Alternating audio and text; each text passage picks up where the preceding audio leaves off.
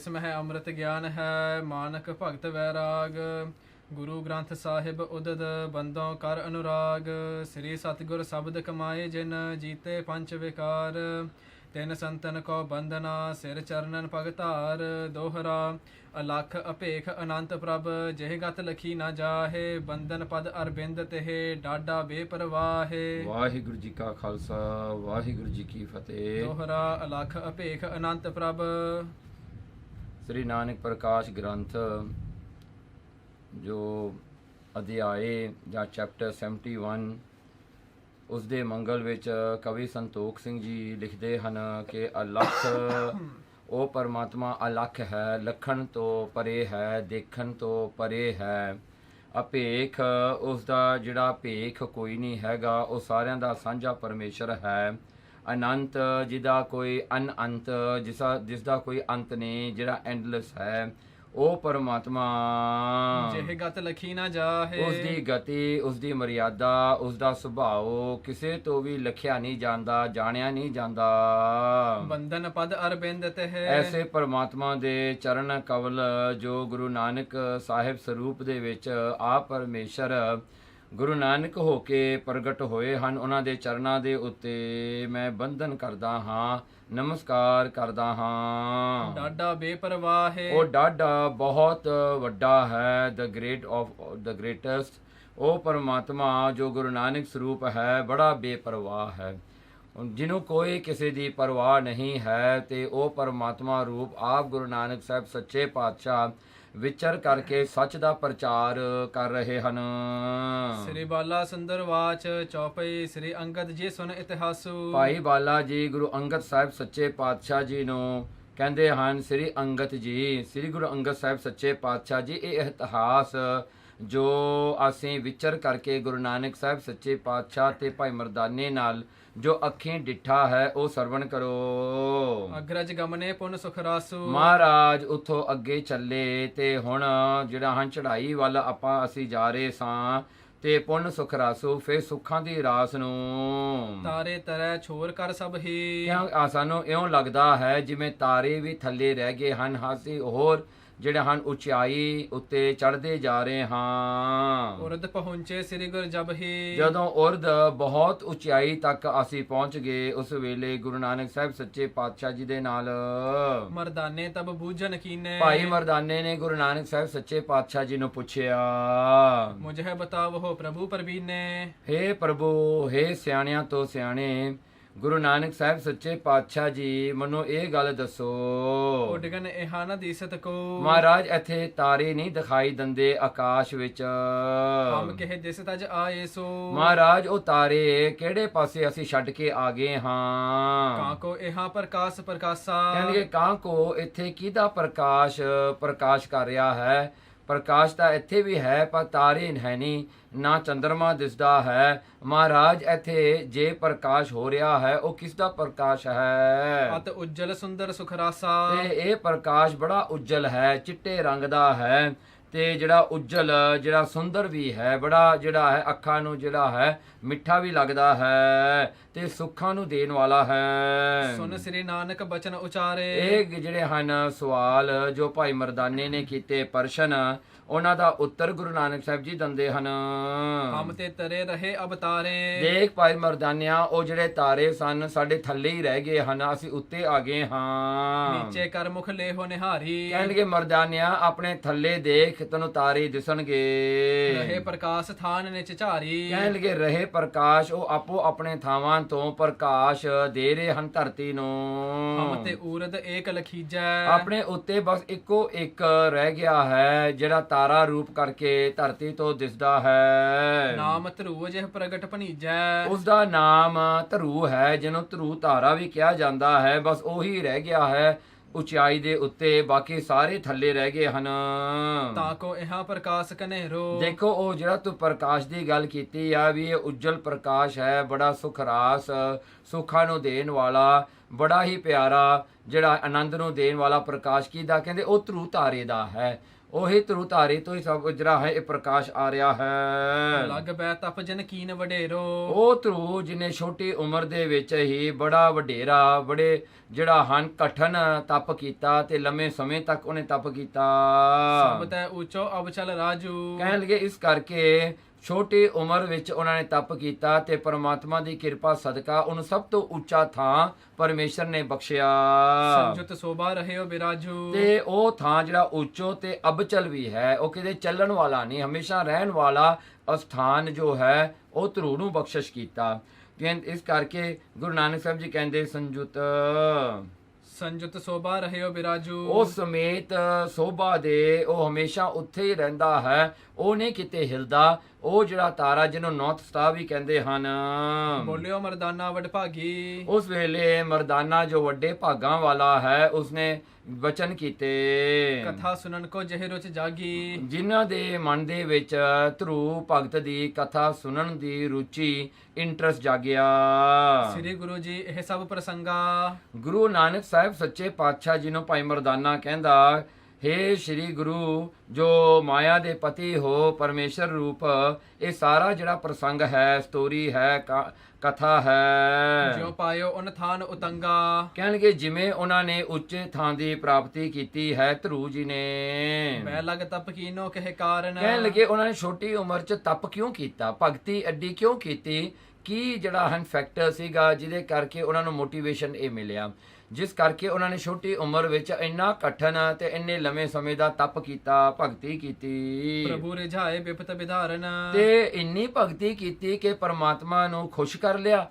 ਪਰਮਾਤਮਾ ਨੂੰ ਮਨਾ ਲਿਆ। ਕਹਿਣਗੇ ਉਹ ਜਿਹੜਾ ਹੈ ਐਸਾ ਜਿਹੜਾ ਜਿਹਦੇ ਕਰਕੇ ਬਿਪਤਾਂ ਸਾਰੇ ਦੁੱਖ ਦੂਰ ਹੋ ਜਾਂਦੇ ਹਨ, ਉਹ ਜਿਹੜੀ ਭਗਤੀ ਜਿਹਦੇ ਕਰਕੇ ਪਰਮਾਤਮਾ ਦੀ ਖੁਸ਼ੀ ਪ੍ਰਾਪਤ ਹੁੰਦੀ ਹੈ, ਉਹਨੇ ਕਿਸ ਤਰ੍ਹਾਂ ਕੀਤੀ ਹੈ। ਸੋ ਸਭ ਮੁਝ ਕੋ ਦੇਹੋ ਸੁਨਾਏ, ਇਹ ਸਾਰੀ ਕਥਾ ਮਨੂੰ ਜਿਹੜੀ ਹੈ ਕਹਿ ਕੇ ਸੁਣਾਣਾ ਕਰੋ। ਚਲੋ ਬਹੁਰ ਦੇਖੈ ਤੇ ਤਾਈ, ਤੇ ਫੇਰ ਜਾ ਕਰਕੇ ਆਪਾਂ ਉਹ ਧਰੂ ਅਸਥਾਨ ਨੂੰ ਜਾ ਕੇ ਉਹਨਾਂ ਦੇ ਦਰਸ਼ਨ ਕਰਾਂਗੇ, ਉਹਨਾਂ ਦੇ ਥਾਂ ਤੇ ਜਾਵਾਂਗੇ, ਲਾਗੇ ਭਗਤ ਧਰੂ ਨੂੰ ਮਿਲਾਂਗੇ। ਇਸ ਪ੍ਰਕਾਰ ਕੇ ਸੁਣ ਕਰ ਬਹਿਨਾ, ਇਸ ਪ੍ਰਕਾਰ ਦੇ ਜਦੋਂ ਬਚਨ ਸੁਣੇ ਗੁਰੂ ਨਾਨਕ ਸਾਹਿਬ ਸੱਚੇ ਪਾਤਸ਼ਾਹ ਜੀ ਨੇ, ਬੋਲੇ ਸ੍ਰੀ ਨਾਨਕ ਗੁਣ ਐਨਾ, ਉਸ ਵੇਲੇ ਗੁਰੂ ਨਾਨਕ ਸਾਹਿਬ ਮਹਾਰਾਜ ਜੋ ਗੁਣਾ ਦੇ ਘਰ ਹਨ, ਮਹਾਰਾਜ ਨੇ ਬਚਨ ਕੀਤੇ, ਸਕਲ ਧਰੁਵ ਕੋ ਸੁਨੋ ਪ੍ਰਸੰਗਾ, ਕਹਿਣ ਲੱਗੇ ਲੋ ਫਿਰ ਭਾਈ ਬਾਲਾ ਤੇ ਮਰਦਾਨਿਆਂ, ਇਹ ਹੁਣ ਜਿਹੜਾ ਪ੍ਰਸੰਗ ਹੈ ਤੁਸੀਂ ਸਾਰਾ ਹੀ ਸੁਣੋ, ਕੰਪਲੀਟ ਜਿਹੜਾ ਹੈ ਮੁਕੰਮਲ ਜਿਹੜਾ ਹੈ ਇਹ ਕਥਾ ਧਰੂ ਦੀ ਆਪ ਜੀ ਸਰਵਣ ਕਰੋ। ਭੋ ਮਰਦਾਨੇ ਸੰਗ ਉਮੰਗਾ, ਭੋ ਮਰਦਾਨੇ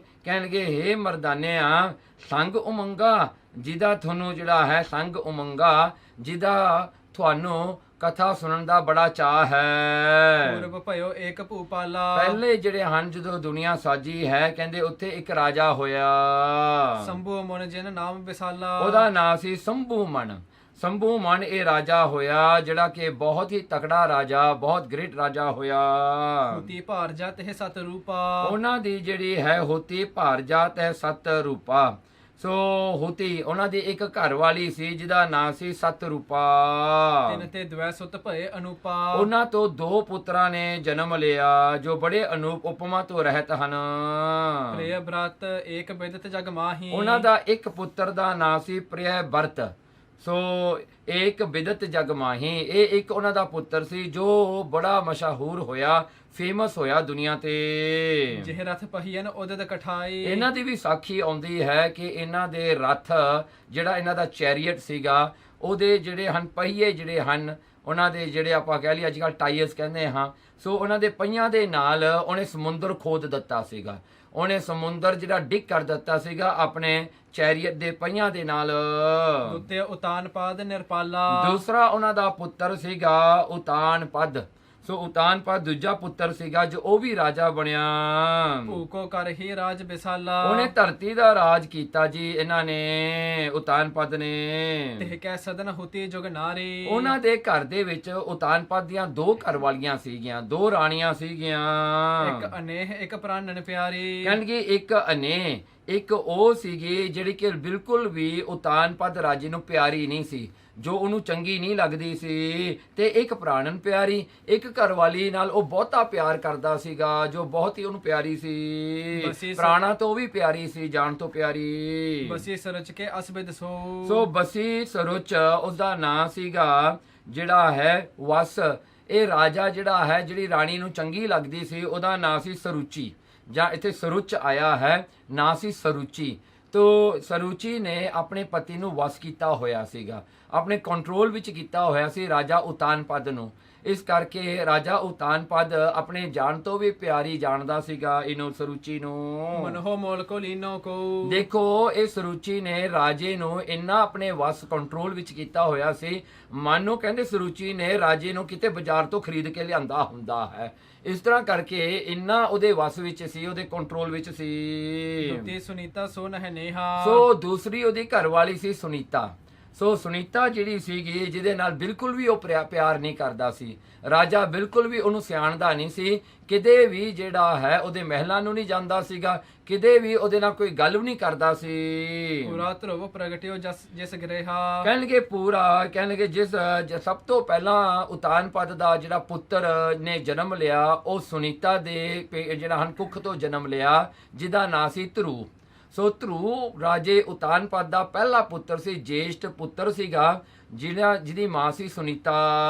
ਪੰਜ ਬਰਖ ਧਰੁਵ ਕੀ ਵੀ ਵੈਸਾ। ਕਹਿਣਗੇ ਜਿਸ ਵੇਲੇ 5 ਸਾਲ ਦਾ ਧਰੂ ਹੋਇਆ, ਉਹਦੀ ਉਮਰ ਹੋਈ। ਇੱਕ ਦਿਨ ਗਇਓ ਤਾਤ ਜਹ ਬੈਸਾ। ਇੱਕ ਦਿਨ ਧਰੂ ਖੇਡਦਾ ਹੋਇਆ ਆਪਣੇ ਪਿਤਾ ਕੋਲ ਚਲਿਆ ਗਿਆ, ਜਿੱਥੇ ਉਹਦਾ ਪਿਤਾ ਜਿਹੜਾ ਹੈ ਆਪਣੇ ਸਿੰਘਾਸਨ ਤੇ ਬੈਠਾ ਸੀ। ਸਹਿਤ ਦੁਲਾਰ ਅੰਕ ਕੇ ਮਾਹੀ। ਜਦੋਂ ਉਸਦੇ ਪਿਤਾ ਉਤਾਨਪਦ ਨੇ ਦੇਖਿਆ ਕਿ ਮੇਰਾ ਪੁੱਤਰ ਧਰੂ ਆ ਰਿਹਾ ਮੇਰੇ ਵੱਲ, ਜੋ 5 ਸਾਲ ਦੀ ਉਮਰ ਸੀ, ਉਹਨੇ ਬੜਾ ਪਿਆਰ ਕੀਤਾ ਆਪਣੇ ਪੁੱਤਰ ਦੇ ਨਾਲ, ਤੇ ਚੁੱਕ ਕੇ ਆਪਣੀ ਗੋਦ ਵਿੱਚ ਬਿਠਾ ਲਿਆ।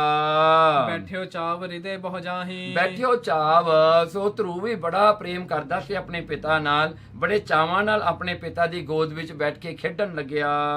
ਤਬ ਤੇ ਕਾਲ ਬਿਮਾਤਾ ਆਈ। ਉਸ ਵੇਲੇ ਕੀ ਹੋਇਆ, ਜਿਹੜੀ ਸਰੂਚੀ ਸੀਗੀ, ਉਹਦੀ ਜਿਹੜੀ ਮਤਰੇਈ ਮਾਂ ਸੀਗੀ, ਸਟੈਪ ਮਦਰ ਸੀਗੀ, ਜੋ ਕਿ ਧਰੂ ਦੀ, ਉਹਨੇ ਕਿਤੇ ਉਹਨੂੰ ਪਤਾ ਲੱਗਿਆ ਵੀ ਧਰੂ ਨੂੰ ਰਾਜਾ ਉਤਾਨਪਦ ਆਪਣੇ ਕੁੱਛੜ ਵਿੱਚ ਬਿਠਾ ਕੇ ਬੈਠਾ ਹੈ। ਉਹ ਭੱਜੀ ਆਈ ਰਾਜ ਦਰਬਾਰ ਵਿੱਚ ਬੜੇ ਗੁੱਸੇ ਦੇ ਨਾਲ। ਦੇਖ ਸੌਤ ਸੁਤ ਰਿਸ ਉਪਜਾਈ। ਉਹਨੇ ਜਦੋਂ ਆਪਣੀ ਸੌਕਣ ਦਾ ਪੁੱਤਰ ਦੇਖਿਆ ਕਿ ਉਹ ਰਾਜਾ ਉਤਾਨਪਦ ਦੀ ਗੋਦ ਵਿੱਚ ਬੈਠਾ ਹੈ, ਤਾਂ ਇਸ ਕਰਕੇ ਉਹਨੂੰ ਗੁੱਸਾ ਬਹੁਤ ਹੀ ਆਇਆ। ਕਰ ਗਹਿ ਬਲ ਸੋ ਦੀਨ ਉਠਾਈ। ਉਹਨੇ ਕੀ ਕੀਤਾ, ਜਾ ਕਰਕੇ ਧਰੂ ਦੀ ਬਾਹ ਫੜ ਕਰਕੇ ਤੇ ਉਹਨੂੰ ਬਹੁਤ ਜ਼ੋਰ ਦੀ ਖਿੱਚਿਆ, ਤੇ ਖਿੱਚ ਕੇ ਥੱਲੇ ਸੁੱਟ ਦਿੱਤਾ। ਤੇ ਕਹਿੰਦੇ ਉਹਨੂੰ ਦੀਨ ਉਠਾਈ, ਖਿੱਚ ਕੇ ਉਹ ਧਰੂ ਨੂੰ ਥੱਲੇ ਮਾਰਿਆ ਜੀ। ਬਹੁਤ ਕਠੋਰ ਮੁਖ ਗਿਰਾ ਅਲਾਈ। ਸਿਰਫ ਉਹ ਧਰੂ ਜਿਹੜਾ ਸਿਰਫ 5 ਸਾਲਾਂ ਦਾ ਹੈ ਬੱਚਾ, ਉਹਨੂੰ ਥੱਲੇ ਸੁੱਟ ਕੇ, ਤੇ ਉਸਦੇ ਜਿਹੜਾ ਹੈ ਉੱਥੇ ਉਹ ਜਿਹੜਾ ਇੰਨਾ ਕਰਕੇ ਵੀ ਉਹਦਾ ਜੀ ਨਾ ਰੱਜਿਆ। ਸਰੂਚੀ ਨੇ ਉੱਤੋਂ ਉਹਨੂੰ ਭੈੜੇ ਕੁਬਚਨ ਕਹੇ, ਕਠੋਰ ਬਚਨ ਕਹੇ, ਉਹਨੂੰ ਜਿਹੜੇ ਬੜੇ ਕਰੂਅਲ ਦੇ ਨਾਲ ਬੋਲੀ। ਵੈਸਨ ਪਿਤ ਕੇ ਅੰਕ ਮਝਾਰਾ। ਕੀ ਕਹਿੰਦੀ ਹੈ ਧਰੂ, ਜਿਹੜਾ ਸਿਰਫ 5 ਸਾਲਾਂ ਦਾ ਹੈ, ਕਹਿੰਦੀ ਜੇ ਤੂੰ ਆਪਣੇ ਪਿਤਾ ਦੀ ਗੋਦ ਵਿੱਚ ਬਹਿਣਾ ਹੈ, ਨਹਿ ਬਾਲਕ ਤੇਰੋ ਅਧਿਕਾਰਾ। ਇਹ ਤੇਰਾ ਅਧਿਕਾਰ ਨਹੀਂ, ਤੈਨੂੰ ਹੱਕ ਨਹੀਂ ਆਪਣੇ ਪਿਤਾ ਦੀ ਗੋਦ ਵਿੱਚ ਬਹਿਣ ਦਾ। ਜੇ ਇਹ ਪਦ ਲੇਵਨ ਇਛ ਤੇਰੇ। ਕਹਿਣ ਲੱਗੇ ਜੇ ਤੂੰ ਬਹਿਣਾ ਚਾਹੁੰਦਾ ਹਾਂ, ਇਹ ਪਦਵੀ ਤੂੰ ਚਾਹੁੰਦਾ ਹਾਂ ਵੀ ਤੂੰ ਆਪਣੇ ਪਿਤਾ ਦੀ ਗੋਦ ਵਿੱਚ ਬੈਠੇ, ਤਾਂ ਫਿਰ ਇਸ ਤਰ੍ਹਾਂ ਕਰ, ਕਰੋ ਕਠਨ ਜਪ ਤਾਪ ਘਨੇਰੇ। ਜਾ ਕੇ ਤਪ ਕਰ, ਕਠੋਰ ਤਪ ਕਰ, ਬਹੁਤ ਸਭ ਤੋਂ ਜਿਹੜਾ ਔਖਾ ਤਪ ਹੈ ਉਹ ਤੂੰ ਸਾਧਨਾ ਕਰ, ਜਾ ਕੇ ਭਗਤੀ ਕਰ ਬਹੁਤ ਲੰਮੇ ਸਮੇਂ ਤੱਕ। ਰਤ ਸਾਧ ਪੁਨ ਨਿਜ ਤਨ ਤਿਆਗੀ। ਫਿਰ ਵਰਤ ਸਾਧ, ਕਹਿਣਗੇ ਫਿਰ ਵਰਤ ਰੱਖ ਲਾ, ਕੁਝ ਖਾਣਾ ਪੀਣਾ, ਉਸ ਤੋਂ ਬਾਅਦ ਆਪਣਾ ਸਰੀਰ ਛੱਡ ਦੇ, ਤੂੰ ਮਰ ਜਾ ਕੇ, ਭੁੱਖਾ ਮਰ ਜਾ ਕੇ ਤਪ ਕਰਦਿਆਂ ਹੋਇਆ। ਜਨਮ ਉਦਰ ਮਮ ਹੋ ਵਡ ਭਾਗੀ। ਫਿਰ ਉਸ ਤੋਂ ਬਾਅਦ ਜਨਮ ਲਈ, ਫਿਰ ਮੁੜ ਕੇ ਆਈ ਇੱਥੇ ਜਿਹੜਾ ਮਨੁੱਖਾ ਜਨਮ ਚ, ਤੇ ਮੇਰੇ ਪੇਟ ਤੋਂ ਆ ਕੇ ਜਨਮ ਲਈ ਫਿਰ ਤੂੰ। ਸਰੂਚੀ ਕਹਿੰਦੀ ਤੂੰ ਜਾ ਕੇ ਜਿਹੜਾ ਫਿਰ ਮੇਰੇ ਪੇਟ ਤੋਂ ਜਨਮ ਲਈ, ਮੇਰਾ ਪੁੱਤਰ ਬਣ ਕੇ ਆਈ। ਤਬ ਤੋਹਿ ਉਚਿਤ ਰਾਜ ਕੋ ਲੈਣਾ। ਹਾਂ, ਉਦੋਂ ਫਿਰ ਤੈਨੂੰ ਹੱਕ ਹੋਏਗਾ ਇਹ ਰਾਜ ਗੱਦੀ ਤੇ ਬਹਿਣ ਦਾ, ਤੇ ਆਪਣੇ ਪਿਤਾ ਦੀ ਗੋਦ ਵਿੱਚ ਬਹਿਣ ਦਾ। ਅਸ ਕਹਿ ਝਿਰਕਿਓ ਰਿਸ ਭਰ ਨੈਣਾ। ਦੇਖੋ, ਇਹ ਜਿਹੜੀਆਂ ਹਨ ਰਿਸ ਭਰ ਨੈਣਾ, ਅੱਖਾਂ ਵਿੱਚ ਗੁੱਸਾ ਹੈ ਸਰੂਚੀ ਦੇ, ਘੂਰ ਘੂਰ ਕੇ ਦੇਖ ਕੇ ਧਰੂ ਨੂੰ ਐਸੇ ਭੈੜੇ ਬਚਨ ਕਹੇ। ਦੀਨ ਭਇਓ ਰੋਦਨ ਵੱਡ ਕੀਨਾ। ਕੀ ਹੋਇਆ, ਧਰੂ ਵਿਚਾਰਾ ਬੱਚਾ ਸੀ 5 ਸਾਲਾਂ ਦਾ, ਵਿਚਾਰਾ ਦੀਨ ਭਇਓ, ਬੜਾ ਗਰੀਬ ਜਿਹਾ ਵਿਚਾਰਾ ਆਪਣੇ ਅੱਖਾਂ ਪੂੰਝਦਾ ਹੋਇਆ, ਰੋਂਦਾ ਹੋਇਆ, ਬਹੁਤ ਰੋਣ ਲੱਗਿਆ, ਹੌਂਕੇ ਲੈ ਲੈ ਕੇ ਰੋਣ ਲੱਗਿਆ ਧਰੂ। ਤੇ ਬਸ ਨਿਰਪਨ ਹੈ ਆਦਰ ਦੀਨਾ। ਦੇਖੋ ਕੀ ਹੋਇਆ, ਉਹਦੇ ਪਿਤਾ ਦੇ ਸਾਹਮਣੇ ਉਹਦੇ ਬੱਚੇ ਨੂੰ ਇਸ ਤਰ੍ਹਾਂ ਕਹਿ ਰਹੀ ਹੈ ਤੇ ਉਹ ਬੱਚਾ ਹੌਂਕੇ ਲੈ ਕੇ ਰੋਇਆ ਵਿਚਾਰਾ, ਤੇ ਇਹ ਰਾਜਾ ਉਤਾਨਪਾ ਚੁੱਪ ਕਰਕੇ ਬੈਠਾ, ਕਿਉਂਕਿ ਇਹ ਉਹਦੇ ਵੱਸ ਵਿੱਚ ਸੀ। ਇਹ ਘਰਵਾਲੀ ਨੂੰ ਗੁੱਸਾ ਹੀ ਨਹੀਂ ਕਰਨਾ ਚਾਹੁੰਦਾ ਸੀ, ਸੋ ਘਰਵਾਲੀ ਦੇ ਪਿੱਛੇ ਲੱਗਿਆ ਹੋਇਆ ਸੀ। ਜੋ ਘਰਵਾਲੀ ਕਹਿੰਦੀ, ਇਹ ਚੁੱਪ ਕਰਕੇ ਬੈਠਾ ਰਿਹਾ, ਬਸ ਜਿਹੜਾ ਹੈ ਇਹ ਨਹੀਂ ਕੁਝ ਬੋਲਿਆ। ਮੋਚਤ ਲੋਚਨ ਤੇ ਜਲ ਧਾਰਾ। ਦੇਖੋ ਮੋਚਤ, ਅੱਖਾਂ ਚੋਂ ਹੰਝੂ ਜਿਹੜੇ ਹਨ ਬਹੁਤ ਸਾਰੇ ਆ ਰਹੇ ਹਨ ਧਰੂ ਦੇ। ਬਚਨ ਬਾਣ ਬਿਦ ਗਇਓ ਵਿਚਾਰਾ। ਕਹਿਣ ਲੱਗੇ ਇਹ ਬਚਨ ਨਹੀਂ ਸੀਗੇ, ਧਰੂ ਵਾਸਤੇ ਐਰੋ ਸੀਗੇ, ਜਿਹੜੇ ਐਰੋ ਸਿੱਧੇ ਉਹਦੇ ਦਿਲ ਵਿੱਚ ਵੱਜੇ, ਆ ਕੇ ਉਹਦੇ ਹਿਰਦੇ ਵਿੱਚ ਵੱਜੇ। ਬਿਦ ਗਿਓ ਵਿਚਾਰਾ, ਵਿਚਾਰਾ ਉਹ ਵਿਚਾਰਾ ਤੁਰ ਕੇ ਵਾਪਸ ਉਹ ਦਰਬਾਰ ਵਿੱਚੋਂ ਨਿਕਲ ਕੇ ਆਪਣੀ ਮਾਤਾ ਕੋਲ ਗਿਆ।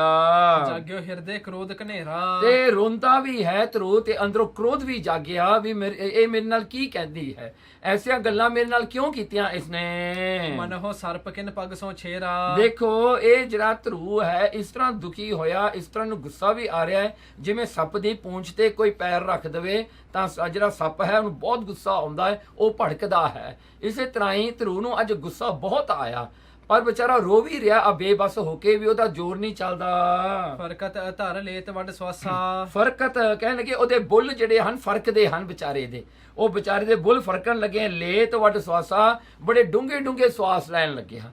ਉਹ ਜਿਹੜੇ ਹੌਂਕੇ ਲੈ ਲੈ ਕੇ ਰੋਣ ਲੱਗਿਆ ਤੇ ਵੱਡੇ ਵੱਡੇ ਸਵਾਸ ਲੈਣ ਲੱਗਿਆ। ਰੋਵਤ ਆਵਾ ਜਨਨ ਅਵਾਸਾ। ਕਹਿਣਗੇ ਰੋਂਦਿਆਂ ਹੋਇਆ ਆਪਣੀ ਮਾਂ ਦੇ ਮਹਿਲਾਂ ਵਿੱਚ ਆ ਗਿਆ। ਬਦਨ ਮਲੀਨ ਹੇਰ ਸੁਤ ਕੇਰਾ। ਜਦੋਂ ਉਹਦੀ ਮਾਂ ਨੇ ਦੇਖਿਆ ਪੁੱਤਰ ਦਾ ਬੁਰਾ ਹਾਲ ਹੋਇਆ ਹੋਇਆ, ਰੋ ਰੋ ਕੇ ਉਹਦਾ ਬਦਨ ਮਲੀਨ ਹੋਇਆ ਹੋਇਆ, ਮੈਲਾ ਹੋ ਗਿਆ, ਸਾਰੇ ਕੱਪੜੇ ਭਿੱਜ ਗਏ ਅਥਰੂਆਂ ਦੇ ਨਾਲ। ਭਈ ਦੁਖੀ ਕਰ ਸੋਕ ਘਨੇਰਾ। ਉਹ ਬੜੀ ਦੁਖੀ ਹੋਈ, ਬੜਾ ਉਹਨੂੰ ਦੁੱਖ ਹੋਇਆ ਕਿ ਮੇਰੇ ਬੱਚੇ ਨੂੰ ਇਸ ਤਰ੍ਹਾਂ ਕਿਉਂ ਕੀਤਾ, ਮੇਰੇ ਬੱਚਾ ਜਿਹੜਾ ਇੰਨਾ ਦੁਖੀ ਕਿਉਂ ਹੈ। ਆਪਰ ਨਰਨ ਤੇ ਸੁਨ ਸੁਦ ਸਾਰੀ। ਹੁਣ ਉਹ ਬੱਚਾ ਵਿਚਾਰਾ ਦੱਸਣ ਜੋਗਾ ਵੀ ਨਹੀਂ ਸੀਗਾ, ਧਰੂ ਨੇ ਵਿਚਾਰਾ ਰੋ ਰਿਹਾ ਹੈ ਹੌਂਕੇ ਲੈ ਲੈ ਕੇ। ਤਾਂ ਸੁਨੀਤਾ ਨੇ ਜਿਹੜੇ ਹੋਰ ਦਾਸਾਂ ਨੂੰ ਪੁੱਛਿਆ ਵੀ ਹੋਇਆ ਕੀ ਹੈ, ਉਹਨਾਂ ਨੇ ਸਾਰੀ ਗੱਲ ਜਿਹੜੀ ਹੈ ਸੁਨੀਤਾ ਨੂੰ ਦੱਸੀ, ਤੇ ਸੁਨੀਤਾ ਸੁਣ ਕੇ ਬੜੀ ਦੁਖੀ ਹੋਈ। ਰੋਦਿਤ ਦਰੇਗਨ ਤੇ ਅਸਨ ਡਾਰੀ। ਕਹਿਣ ਲੱਗੇ ਉਹ ਵੀ ਵਿਚਾਰੀ ਰੋਣ ਲੱਗ ਪਈ। ਸੁਨੀਤਾ ਦੇ ਮਨ 'ਚ ਵੀ ਜਿਹੜੇ ਹਨ ਅਥਰੂ ਆ ਗਏ, ਉਹ ਜਿਹੜੀ ਹੈ ਵਿਚਾਰੀ ਉਹ ਵੀ ਨਾਲ ਬੈਠੀ, ਉਹ ਵੀ ਰੋਣ ਲੱਗੀ। ਸਬਤ ਗਿਰਾ ਤੇ ਮਨ ਬਿਕੁਲਾਨੀ। ਕਹਿਣ ਲੱਗੇ ਸੌਕਣ ਦੀ ਬੋਲੀ ਤੇ, ਹਾਂ ਜਿਹੜੀ ਸੌਕਣ ਹੈ ਨਾ ਸੁਰੁਚੀ, ਕਹਿੰਦੇ ਉਹਦੇ ਬੋਲਾਂ ਤੇ ਜਿਹੜੀ ਬਹੁਤ ਹੀ ਇਹਦਾ ਮਨ ਢਹਿ ਗਿਆ, ਬਹੁਤ ਦੁਖੀ ਹੋਈ। ਕਈ ਇਤਿਹਾਸਕਾਰਾਂ ਨੇ ਲਿਖਿਆ ਹੈ ਕਿ ਸੁਰੁਚੀ ਜਿਹੜੀ ਸੀ ਸੁਨੀਤਾ ਦੀ ਛੋਟੀ ਭੈਣ ਸੀਗੀ। ਸੋ ਇਹ ਜਿਹੜਾ ਰਾਜੇ ਨੇ ਦੋ ਭੈਣਾਂ ਵਾਹੀਆਂ ਹੋਈਆਂ ਸਨ, ਤੇ ਸੁਨੀਤਾ ਪਹਿਲੀ ਘਰ ਵਾਲੀ ਸੀ, ਵੱਡੀ ਸੀ, ਸੁਰੁਚੀ ਜਿਹੜੀ ਛੋਟੀ ਸੀ, ਪਰ ਹੈ ਤਾਂ ਰਿਸ਼ਤੇ ਵਿੱਚ ਸੁਨੀਤਾ ਦੀ ਭੈਣ ਹੀ ਸੀ। ਪਰ ਦੇਖੋ ਕਿੰਨੀ ਉਹਨੇ ਦਰੈਂਤ ਕੀਤੀ ਆਪਣੀ ਭੈਣ ਦੇ ਨਾਲ। ਸੋ ਇਸ ਤਰ੍ਹਾਂ ਕਰਕੇ ਲਤਾ ਖੇਦ ਕਰ ਜਨ ਕੁਮਲਾਨੀ। ਕਹਿਣਗੇ ਲਤਾ ਖੇਦ ਕਰ ਜਨ ਕੁਮਲਾਨੀ, ਜਿਵੇਂ ਕਹਿੰਦੇ ਜਿਹੜੀ ਇੱਕ ਵੇਲ ਹੈ ਜਦੋਂ ਮੁਰਝਾ ਜਾਂਦੀ ਹੈ ਉਹਦੇ ਸਾਰੇ ਪੱਤੇ ਥੱਲੇ ਨੂੰ ਡਿੱਗ ਪੈਂਦੇ ਨੇ। ਸੋ ਇਸ ਤਰ੍ਹਾਂ ਕਰਕੇ ਇਹ ਮਾਂ ਪੁੱਤ ਦੋਵੇਂ ਬੜੇ ਦੁਖੀ ਹਨ। ਬਦਨਾ ਬੁਝ ਬਹੁ ਕੀਨ ਮਲੀਨਾ। ਕਹਿਣ ਲੱਗੇ ਕਵਲ ਵਰਗਾ ਜਿਹੜਾ ਹੈ ਚਿਹਰਾ ਸੁੰਦਰ ਜਿਹੜਾ ਹਨ ਧਰੂ ਜੀ ਦਾ, ਉਹ ਮੈਲਾ ਹੋ ਗਿਆ ਜੀ ਸਾਰਾ। ਰੋ ਰੋ ਕੇ ਉਹਨੇ ਜਿਹੜਾ ਹੈ ਉਹਨੂੰ ਜਿਹੜਾ ਹੈ ਬੁਰਾ ਹਾਲ ਹੋ ਗਿਆ ਵਿਚਾਰੇ ਦਾ। ਜਿਸ ਉਤ ਅੰਕ ਵਿਖੈ ਤਾ ਬਲੀਨਾ। ਉਹਨੂੰ ਆਸਰਾ ਹੌਸਲਾ ਦੇਣ ਵਾਸਤੇ ਸੁਨੀਤਾ ਨੇ ਉਹਨੂੰ ਜੱਫੀ ਪਾ ਕੇ ਘੁੱਟ ਕੇ ਆਪਣੇ ਅੰਕ ਨਾਲ ਲਾ ਲਿਆ, ਬਹੁਤ ਘੁੱਟ ਕੇ ਜੱਫੀ ਪਾਈ ਆਪਣੇ ਪੁੱਤਰ ਨੂੰ। ਉਹ ਬਸਵਾਸ ਲੈ ਬਚਨ ਬਖਾਨੇ। ਉਹ ਵਿਚਾਰਾ ਜਿਹੜਾ ਹੈ ਧਰੂ ਬਹੁਤ ਜਿਹੜਾ ਸਵਾਸ ਖਿੱਚਵੇਂ ਸਵਾਸ ਲੈਂਦਾ ਹੈ, ਹੌਂਕੇ ਲੈ ਲੈ ਕੇ ਡੂੰਘੇ ਡੂੰਘੇ ਸਵਾਸ ਲੈ ਕੇ ਕੁਝ ਬੋਲਿਆ। ਸੁਨੋ ਪੁੱਤਰ ਇਵ ਲੇਹੋ ਪਛਾਨੇ। ਉਹ ਵਿਚਾਰਾ ਕੋਸ਼ਿਸ਼ ਕਰ ਰਿਹਾ ਬੋਲਣ ਦੀ, ਪਰ ਮਾਂ ਕਹਿੰਦੀ ਹੈ, ਮਾਂ ਨੂੰ ਪਤਾ ਹੈ ਵਿਚਾਰੇ ਤੋਂ ਬੋਲ ਨਹੀਂ ਹੋ ਰਿਹਾ। ਕਹਿੰਦੀ ਸੁਣੋ ਪੁੱਤਰ, ਪੁੱਤਰ ਮੇਰੀ ਇੱਕ ਗੱਲ ਸੁਣ। ਦੁੱਖ ਸੁੱਖ ਕੋ ਨਾ ਦੇਤ ਕਹਿ ਤਾਈ। ਕਹਿਣ ਲੱਗੇ ਇਉਂ ਕਰਕੇ ਜਿਹੜਾ ਹੈ, ਕਹਿੰਦੀ ਇਹ ਵਲੇਹੋ ਪਛਾਣ, ਇਹ ਜਿਹੜਾ ਹੈ ਇਹ ਜੀਵਨ ਜਿਹੜਾ ਇਸ ਤਰ੍ਹਾਂ ਤੂੰ ਪਛਾਣ ਨਾ ਕਰ, ਇਹ ਕਿਸ ਤਰ੍ਹਾਂ ਦਾ ਜੀਵਨ ਹੁੰਦਾ ਹੈ। ਕਹਿੰਦੀ ਦੁੱਖ ਸੁੱਖ ਕੋ ਨਾ ਦੇਤ ਕਹਿ ਤਾਈ। ਕਹਿਣ ਲੱਗੇ ਦੇਖ ਨਾ ਪੁੱਤਰ, ਇਹ ਜਿਹੜਾ ਜੀਵਨ ਹੈ ਨਾ, ਕਹਿੰਦੀ ਇਹ ਐਸਾ ਹੈ ਦੁੱਖ ਤੇ ਸੁੱਖ ਨਾ ਦੇਤ ਕਹਿ ਤਾਈ। ਕਹਿੰਦੇ ਕੋਈ ਬੰਦਾ ਕਿਸੇ ਨੂੰ ਦੁੱਖ ਤੇ ਸੁੱਖ ਦੇਣ ਜੋਗਾ ਨਹੀਂ ਹੈਗਾ। ਤੂੰ ਕਹਿੰਦਾ ਹੈ ਤੇਰੀ ਮਤਰੀ ਮਾਂ ਨੇ ਤੈਨੂੰ ਦੁੱਖ ਦਿੱਤਾ, ਕਹਿੰਦੇ ਪੁੱਤਰ ਤੂੰ ਇਹ ਨਾ ਸੋਚ, ਕਿਉਂਕਿ ਕਿਸੇ ਇਨਸਾਨ ਵਿੱਚ ਇੰਨੀ ਤਾਕਤ ਨਹੀਂ ਕਿ ਕਿਸੇ ਨੂੰ ਦੁੱਖ ਦੇ ਸਕੇ ਜਾਂ ਕਿਸੇ ਨੂੰ ਸੁੱਖ ਦੇ ਸਕੇ। ਕਰਮ ਕਰ ਹੈ ਜਸ ਤਸ ਫਲ ਪਾਈ। ਇਹ ਤਾਂ ਸਾਰੇ ਆਪਣੇ ਕਰਮਾਂ ਦਾ ਫਲ ਹੈ। ਜਿਸੇ ਆਪਾਂ ਕਰਮ ਕਰਦੇ ਹਾਂ ਆਪਾਂ ਨੂੰ ਭੁਗਤਣੇ ਪੈਂਦੇ ਆ। ਇਸ ਕਰਕੇ ਤੂੰ ਕਿਸੇ ਨੂੰ ਇਹਦਾ ਦੋਸ਼ੀ ਨਾ ਠਹਿਰਾ। ਜਿਵੇਂ ਮਹਾਰਾਜ ਨੇ ਕਿਹਾ, ਦੱਦਾ ਦੋਸ਼ ਨਾ ਦਿਓ ਕਿਸੇ, ਦੋਸ਼ ਕਰਮਾ ਆਪਣਿਆ। ਜੋ ਮੈਂ ਕੀਆ ਸੋ ਮੈਂ ਪਾਇਆ, ਦੋਸ਼ ਨਾ ਦੀਜੈ ਅਵਰ ਜਨਾ। ਕਹਿੰਦੇ ਇਹ ਤਾਂ ਫਲ ਹੈ ਆਪਣੇ ਕਰਮਾਂ ਦਾ। ਪ੍ਰਥਮ ਪੁੰਨ ਤੇ ਸੁਖ ਚਲ ਆਵੈ। ਦੇਖੋ ਜੇ ਪਹਿਲਾਂ ਕਿਤੇ ਪੁੰਨ ਕੀਤੇ ਹੋਣਗੇ ਤਾਂ ਪੁੰਨਾਂ ਦਾ ਫਲ ਸੁਖ ਹੈ ਜੋ ਆਪਾਂ ਨੂੰ ਮਿਲਦਾ ਹੈ। ਕਰੇ ਪਾਪ ਤੇ ਦੁੱਖ ਫਲ ਪਾਵੈ। ਜੇ ਕੋਈ ਆਪਾਂ ਪਾਪ ਕੀਤਾ ਤਾਂ ਪਾਪ ਦਾ ਫਲ ਦੁੱਖ ਹੈ ਤੇ ਉਹ ਦੁੱਖ ਅੱਗੇ ਆ ਜਾਂਦਾ ਹੈ। ਗਿਰਾ ਸਵਤ ਨੇ ਸਾਰ ਉਚਾਰੀ। ਗਿਰਾ ਸਬਤ ਕਹਿਣ ਲੱਗੇ ਇਹ ਜਿਹੜੇ ਬਚਨ ਜਿਹੜੇ ਹਨ ਮੇਰੇ ਸੌਕਣ ਨੇ ਕਹੇ ਹਨ। ਹਾਂਜੀ, ਨੈ ਸਾਚ ਉਪਾਚੀ। ਕਹਿੰਦੇ ਆ ਪੁੱਤਰ ਉਹਨੇ ਸੱਚ ਤਾਂ ਕਿਹਾ ਹੈ, ਉਹਨੇ ਸੱਚੀ ਤਾਂ ਗੱਲ ਕੀਤੀ ਹੈ ਨਾ। ਜੋ ਉਹਨੇ ਕਿਹਾ ਸੱਚ ਨਹੀਂ ਹੈਗਾ। ਤੂੰ ਜਨਮਿਓ ਮਮ ਗਰਭ ਮਝਾਰੀ। ਦੇਖੋ ਪੁੱਤਰ ਤੂੰ ਮੇਰੀ ਗਰਭ ਤੋਂ ਜਨਮ ਲਿਆ ਹੈ, ਮੇਰੀ ਕੁੱਖ ਤੋਂ ਤੂੰ ਜਨਮ ਲਿਆ ਹੈ। ਤਾਂ ਜਿਹੜਾ ਹਨ ਐਸਾ ਜਿਹੜਾ ਹੈ ਇਹੀ ਤੇਰਾ ਕਸੂਰ ਹੈ, ਇਹੀ ਤੇਰਾ ਜਿਹੜਾ ਹੈ ਕਰਮ ਹੈ। ਮੰਦ ਭਾਗ ਮੋਕੋ ਲਖ ਲੀਜੈ। ਤੇ ਕਹਿੰਦੀ ਪੁੱਤਰ ਤੇਰੇ ਮੰਦ ਭਾਗ ਨਹੀਂ, ਤੇ ਤੋਂ ਵੱਧ ਤਾਂ ਮੇਰੇ ਮੰਦ ਭਾਗ ਨੇ, ਮੇਰੇ ਭੈੜੇ ਭਾਗ ਨੇ, ਮੇਰੇ ਜਿਹੜੇ ਪਾਪਾਂ ਕਰਮ ਕਰਕੇ ਮੈਨੂੰ ਇਹ ਫਲ ਮਿਲ ਰਿਹਾ ਹੈ। ਦਾਸੀ ਸਮਨ ਹੈ ਮੁਝੇ ਲਖੀਜੈ। ਦੇ ਕਹਿੰਦੀ ਤੇਰਾ ਤੇਰਾ ਪਿਤਾ ਰਾਜਾ ਹੈ ਉਤਾਨ ਪਦ, ਉਹ ਮੈਨੂੰ ਨੌਕਰਾਂ ਦੀ ਤਰ੍ਹਾਂ ਨਹੀਂ ਟ੍ਰੀਟ ਕਰਦਾ, ਮੈਨੂੰ ਨੌਕਰਾਂ ਤੋਂ ਵੀ ਪਰੇ ਕਰਦਾ ਹੈ। ਨੌਕਰਾਂ ਨੂੰ ਵੀ ਕਿਤੇ ਕਿਤੇ ਬੁਲਾ ਲੈਂਦਾ ਹੈ, ਮੈਨੂੰ ਤਾਂ ਭੁੱਲ ਕੇ ਵੀ ਨਹੀਂ ਕਿਤੇ ਬੁਲਾਉਂਦਾ। ਕਹਿੰਦੀ ਦੇਖ ਲੈ ਮੇਰਾ ਕਿੱਡੇ ਮੰਦੇ ਭਾਗ ਨੇ। ਸਿੰਘਾਸਨ ਕੀ ਜੇ ਅਭਿਲਾਖੇ। ਕਹਿਣ ਲੱਗੇ ਹੇ ਪੁੱਤਰ ਜੇ ਤੈਨੂੰ ਸਿੰਘਾਸਨ ਚਾਹੀਦਾ ਆਪਣੇ ਪਿਤਾ ਦਾ, ਜੇ ਤੈਨੂੰ ਰਾਜ ਚਾਹੀਦਾ ਹੈ ਤਾਂ ਫਿਰ ਭਜੋ ਪ੍ਰਭੂ ਮਨ ਕੋ ਥਿਰ ਰਾਖੇ। ਤੂੰ ਫਿਰ ਪ੍ਰਭੂ ਪਰਮਾਤਮਾ ਦੀ ਭਗਤੀ ਕਰ। ਆਪਣੇ ਜਿਹੜਾ ਮਨ ਨੂੰ ਸਥਿਰ ਕਰਕੇ, ਆਪਣੇ ਮਨ ਨੂੰ ਸਟੈਂਡ ਸਟਿਲ ਕਰਕੇ, ਉਹ ਜਿਹੜਾ ਹੈ ਕਨਸੈਂਟਰੇਸ਼ਨ ਲਾ ਕੇ ਉਹ ਜਿਹੜਾ ਹੈ ਭਗਤੀ ਤੂੰ ਕਰ। ਪਰਮੇਸ਼ਰ ਨੂੰ ਤੂੰ ਮਨਾ, ਪਰਮੇਸ਼ਰ ਦੀ ਭਗਤੀ ਕਰ। ਜਾਸ ਚਰਨ ਕੀ ਸੇਵਨ ਕਰਕੇ। ਕਹਿਣਗੇ ਜਾਸ ਚਰਨ ਕੀ ਸੇਵਨ ਕਰਕੇ, ਉਹਨਾਂ ਦੇ ਚਰਨਾਂ ਦੀ ਸੇਵਾ ਕਰ। ਪਰਮਾਤਮਾ ਦੇ ਚਰਨਾਂ ਦਾ ਸੇਵਕ ਬਣ ਕੇ ਉਹਨਾਂ ਦੀ ਸੇਵਾ ਕਰ, ਉਹਨਾਂ ਦਾ ਸੇਵਕ ਬਣ ਕੇ। ਇਹ ਭਾਵਨਾ ਸੇਵਕ ਦੀ ਰੱਖ ਤੂੰ। ਲਿਓ ਬ੍ਰਹਮ ਪਦ ਬਿਦ ਹਿਤ ਧਰ ਕੇ। ਲਿਓ ਬ੍ਰਹਮ ਪਦ ਕਹਿਣ ਲੱਗੇ ਪੁੱਤਰ ਇਹ ਦੁਨੀਆ ਦਾ ਰਾਜ ਕੀ ਹੈ, ਤੈਨੂੰ ਬ੍ਰਹਮਾ ਦੀ ਪਦਵੀ ਵੀ ਮਿਲ ਸਕਦੀ ਹੈ। ਕਹਿਣ ਲੱਗੇ ਉਹ ਪਰਮਾਤਮਾ ਤਾਂ ਦੇਨਹਾਰ ਹੈ, ਉਹਦੇ ਕੋਲ ਕੀ ਨਹੀਂ ਹੈਗਾ। ਉਹ ਤਾਂ ਵੱਡੀ ਤੋਂ ਵੱਡੀ ਵੀ ਜਿਹੜੀ ਹੈ ਪਦਵੀ ਦੇਣ ਜੋਗਾ ਹੈ, ਉਹ ਸਭ ਕੁਝ ਦੇਣ ਵਾਲਾ ਹੈ। ਹੋਰ ਪਿਤਾਮਾ ਭਾ ਮਨ ਰਾਜੂ। ਦੇ ਕਹਿੰਦੇ ਤੇਰਾ ਜਿਹੜਾ ਪਿਤਾਮਾ, ਤੇਰਾ ਗ੍ਰੈਂਡਫਾਦਰ ਜਿਹੜਾ ਹੋਇਆ ਹੈ, ਤੇਰਾ ਜਿਹੜਾ ਦਾਦਾ ਹੋਇਆ ਸੀ ਉਹ ਮਨ ਰਾਜੂ ਸੀ, ਉਹ ਮੰਨੂ ਰਾਜਾ ਸੀਗਾ। ਉਹ ਕੀਨ ਅਨੇਕ ਮਖ ਭੂਰ ਸਮਾਜੂ। ਦੇਖੋ ਉਹਨੇ ਮੰਨੂ ਰਾਜੇ ਨੇ ਜਿਹੜਾ ਹੈ ਬੜਾ ਜਿਹੜਾ ਹੈ ਧਰਮਕ ਰਾਜਾ ਸੀਗਾ ਇਹ। ਸੋ ਮੰਨੂ ਰਾਜਾ ਜਿਹੜਾ ਕਹਿੰਦੇ ਉਹਨੇ ਕਈ ਯੱਗ ਕੀਤੇ ਵੱਡੇ ਤੋਂ ਵੱਡੇ, ਭੂਰ ਸਮਾਜੂ, ਬੜਾ ਧਨੀ ਵੀ ਹੋਇਆ, ਅਮੀਰ ਵੀ ਹੋਇਆ। ਹਰ ਕੋ ਸਿਮਰਨ ਕਰ ਸੁਖ ਪਾਵਾ। ਪਰ ਦੇਖੋ ਉਹਨੂੰ ਇਹ ਸਭ ਕੁਝ ਕਿੱਥੋਂ ਮਿਲਿਆ? ਉਹਨੇ ਪਰਮਾਤਮਾ ਦੀ ਭਗਤੀ ਕੀਤੀ। ਪਰਮਾਤਮਾ ਦੀ ਭਗਤੀ ਕਰਕੇ ਪਰਮਾਤਮਾ ਤੋਂ ਹੀ ਇਹ ਵਰ ਉਹਨੂੰ ਪ੍ਰਾਪਤ ਹੋਏ ਰਾਜ ਦੇ। ਪੁਨ ਪ੍ਰਭ ਪਦ ਮਹਿ ਅੰਤ ਸਮਾਵਾ। ਦੇਖੋ ਫਿਰ ਪ੍ਰਭੂ ਦੀ ਭਗਤੀ ਕਰਦਿਆਂ ਪਰਮੇਸ਼ਰ ਦੇ ਚਰਨਾਂ ਵਿੱਚ ਹੀ ਜਾ ਸਮਾਇਆ। ਤੇ ਦੇਖੋ ਐਸਾ ਤੇਰਾ ਦਾਦਾ ਜੀ ਸੀ। ਤਾਂ ਤੇ ਹੈ ਸੁਤ ਮਨ ਕਰਮ ਬਚਨਾ। ਇਸ ਕਰਕੇ ਹੈ ਪੁੱਤਰ ਮਨ ਕਰਮ ਤੇ ਬਚਨ, ਮਨ ਬਚ ਕਰਮ, ਇਹ ਤਿੰਨ ਚੀਜ਼ਾਂ ਹੁੰਦੀਆਂ ਨੇ। ਇੱਕ ਤਾਂ ਮਨ ਕਰਕੇ ਪਰਮੇਸ਼ਰ ਨੂੰ ਜਿਹੜਾ ਸਿਮਰਨਾ, ਇੱਕ ਕਰਮ ਕਰਕੇ ਵੀ ਪਰਮੇਸ਼ਰ ਦੀ ਭਗਤੀ ਕਰਨੀ, ਤੇ ਤੀਜਾ ਹੈ ਬਚਨ, ਤੇ ਆਪਣੇ ਜਿਹੜਾ ਸਪੀਚ ਹੈ ਜਾਂ ਆਪਣੇ ਬੋਲ ਵੀ ਪਰਮਾਤਮਾ ਦੀ ਜਿਹੜਾ ਨਾਮ ਨੂੰ ਹੀ ਜਪਣਾ। ਸੋ ਮਨ ਬਚ ਕਰਮ ਕਰਕੇ ਤੂੰ ਪਰਮੇਸ਼ਰ ਦੀ ਭਗਤੀ ਕਰ। ਜਾਹੋ ਸਰਣ ਜਾਂ ਕੀ ਸਭ ਰਚਨਾ। ਜਾਹੋ ਸਰਣ ਕਹਿਣ ਲੱਗੀ ਉਹਦੀ ਸ਼ਰਨ ਵਿੱਚ ਚਲਿਆ ਜਾ, ਉਹਦੀ ਸੈਂਚਰੀ ਵਿੱਚ ਚਲਿਆ ਜਾ ਜਿਹਨੇ ਇਹ ਸਾਰੀ ਦੁਨੀਆ ਦੀ ਰਚਨਾ ਕੀਤੀ ਹੈ। ਖੋਜਤ ਮੁਨ ਜਨ ਜੋਗੀ ਜਾਸੂ। ਉਹੀ ਪਰਮਾਤਮਾ ਹੈ ਜਿਹਨੂੰ ਖੋਜਦੇ ਹਨ ਮੁਨੀ ਜਨ, ਜੋਗੀ, ਸਾਰੇ ਜਿੰਨੇ ਰਿਸ਼ੀ ਮੁਨੀ ਹੋਏ ਸਾਰੇ ਉਹਨੂੰ ਹੀ ਤਾਂ ਖੋਜਦੇ ਨੇ। ਉਹੀ ਤਾਂ ਸਭ ਤੋਂ ਵੱਡਾ ਹੈ ਪਰਮਾਤਮਾ। ਸਿਮਰਹੁ ਤਿਹ ਪਹਿਹੁ ਫਲ ਆਸੂ। ਦੇਖੋ ਜੇ ਤੂੰ ਉਹਦਾ ਸਿਮਰਨ ਕਰੇਗਾ, ਉਹਦੇ ਸਿਮਰਨ ਤੋਂ ਹੀ ਤੈਨੂੰ ਛੇਤੀ ਹੀ ਇਹ ਫਲ ਪ੍ਰਾਪਤ ਹੋ ਜਾਂਦੇ ਨੇ। ਛੇਤੀ ਤੈਨੂੰ ਰਾਜ ਵੀ ਮਿਲ ਜਾਏਗਾ, ਤੈਨੂੰ ਆਪਣਾ ਜਿਹੜਾ ਹੈ ਤੇਰੀ ਮਨ ਵਾਂਛਤ, ਜੋ ਤੇਰੇ ਮਨ ਦੀ ਇੱਛਾ ਉਹ ਪੂਰੀ ਹੋ ਜਾਏਗੀ। ਸੁਨਿਓ ਮਾਤ ਉਪਦੇਸ਼ ਬਿਸਾਲਾ। ਜਦੋਂ ਭਗਤ ਧਰੂ ਜੀ ਨੇ ਆਪਣੀ ਮਾਤਾ ਤੋਂ ਨਾ ਇਹ ਜਿਹੜੇ ਹਨ ਉਪਦੇਸ਼ ਦੇ ਬਚਨ ਸੁਣੇ ਵੱਡੇ, ਹਿਰਦੈ ਧੀਰ ਧਰੀ ਤਹਿ ਕਾਲਾ। ਉਹਨੇ ਆਪਣੇ ਹਿਰਦੇ ਵਿੱਚ ਧੀਰਜ ਧਾਰੀ ਵੀ, ਹਾਂ ਕੁਝ ਹੌਸਲਾ ਹੈ। ਉਹ ਵਿਚਾਰਾ ਰੋ ਰਿਹਾ ਇਸ ਕਰਕੇ ਸੀ ਵੀ ਪਤਾ ਨਹੀਂ ਮੇਰਾ ਕੀ ਬਣੇਗਾ, ਮੇਰਾ ਕੌਣ ਬਚਾਅ ਕਰੇਗਾ ਜੇ ਰਾਜਾ ਹੀ ਮੇਰੇ ਅਗੇਂਸਟ ਹੋ ਗਿਆ ਤੇ ਮੇਰਾ ਪਿਤਾ ਜਿਹੜਾ ਰਾਜਾ ਹੈ ਉਹ ਹੀ ਨਹੀਂ ਮੈਨੂੰ ਬਚਾ ਸਕਦਾ, ਮੈਨੂੰ ਕੌਣ ਬਚਾਏਗਾ। ਇਹ ਗੱਲ ਨੂੰ ਲੈ ਕਰਕੇ ਵਿਚਾਰਾ ਹੌਸਲਾ ਛੱਡੀ ਬੈਠਾ ਸੀ। ਮਾਤਾ ਨੇ ਜਦੋਂ ਐਸੇ ਬਚਨ ਕੀਤੇ ਨਾ, ਉਹ ਬਚਨਾਂ ਦੇ ਨਾਲ ਉਹਨੂੰ ਹੌਸਲਾ ਹੋਇਆ ਵੀ ਹਾਂ ਠੀਕ ਹੈ। ਦੂਸਰੀ ਗੱਲ ਇਹ ਵੀ ਹੈ, ਦੇਖੋ ਮਾਤਾ ਜਿਹੜੀ ਸੁਨੀਤਾ ਹੈ ਨਾ, ਆਪਣੇ ਬੇਟੇ ਨੂੰ ਕਿਵੇਂ ਸਮਝਾਉਂਦੀ ਹੈ। ਜੇ ਅੱਜ ਕੱਲ੍ਹ ਦੀ ਮਾਤਾ ਹੁੰਦੀ ਤਾਂ ਉਹ ਕੀ ਕਰਦੀ? ਉਹਨੇ ਜਾ ਕੇ ਸੌਕਣ ਦੇ ਜਿਹੜੇ ਹਨ ਜੁੰਡੇ ਪਕੜ ਲੈਣੇ ਸੀ, ਉਹਨੂੰ ਜਾ ਕੇ ਕੁੱਟਣ ਲੱਗ ਜਾਣਾ ਸੀਗਾ, ਲੜਾਈ ਕਰਨੀ ਸੀ, ਕਲੇਸ਼ ਪੈ ਜਾਣਾ ਸੀਗਾ। ਉਹ ਤਾਨਪਦ ਰਾਜਾ ਤਾਂ ਪਹਿਲਾਂ ਹੀ ਵਿਚਾਰਾ ਚੁੱਪ ਸੀ, ਵਿਚਾਰਾ ਉਹਨੇ ਕੀ ਬੋਲਣਾ ਸੀ ਜੋ ਦੋ ਘਰ ਲੜਨ ਲੱਗ ਜਾਣ। ਹਾਂਜੀ, ਉਹਨੇ ਚੁੱਪ ਕਰਕੇ ਬਹਿ ਜਾਣਾ ਸੀ। ਹਾਂਜੀ, ਤੇ ਵੱਧ ਤੋਂ ਵੱਧ ਉਹ ਰੈਫਰੀ ਬਣ ਜਾਣਾ ਸੀਗਾ। ਹਾਂਜੀ, ਹੋਰ ਕੀ ਕਰਨਾ ਸੀ ਉਹ ਵਿਚਾਰੇ ਨੇ। ਹਾਂਜੀ, ਸੋ ਇਸ ਕਰਕੇ ਜਿਹੜਾ ਹੈ ਉਹਨੇ ਕਹਿਣਾ ਸੀ ਜਾ ਉਹਨੂੰ ਐਂ ਕਰ, ਤੂੰ ਓਏ ਕਰ, ਮੈਂ ਜਿਹੜਾ ਹੈ ਤੈਨੂੰ ਉਹਨੇ ਚਪੇੜ ਮਾਰੀ, ਮੈਂ ਉਹਦੇ ਪੁੱਤਰ ਨੂੰ ਜਾ ਕੇ ਚਪੇੜ ਮਾਰਦੀ ਹਾਂ। ਦੇਖੋ ਕਿੱਡੀ ਲੜਾਈ ਵਧਣੀ ਸੀ। ਪਰ ਦੇਖੋ ਸੁਨੀਤਾ ਜਿਹੜੀ ਧਰੂ ਦੀ ਮਾਂ ਹੈ ਉਹਨੇ ਮੌਕਾ ਜਾਣਿਆ, ਕਹਿੰਦੇ ਵੀ ਇਹ ਮੌਕਾ ਹੈ ਮੈਂ ਆਪਣੇ ਪੁੱਤਰ ਨੂੰ ਭਗਤੀ ਦੇ ਰਸਤੇ ਤੇ ਪਾਵਾਂ।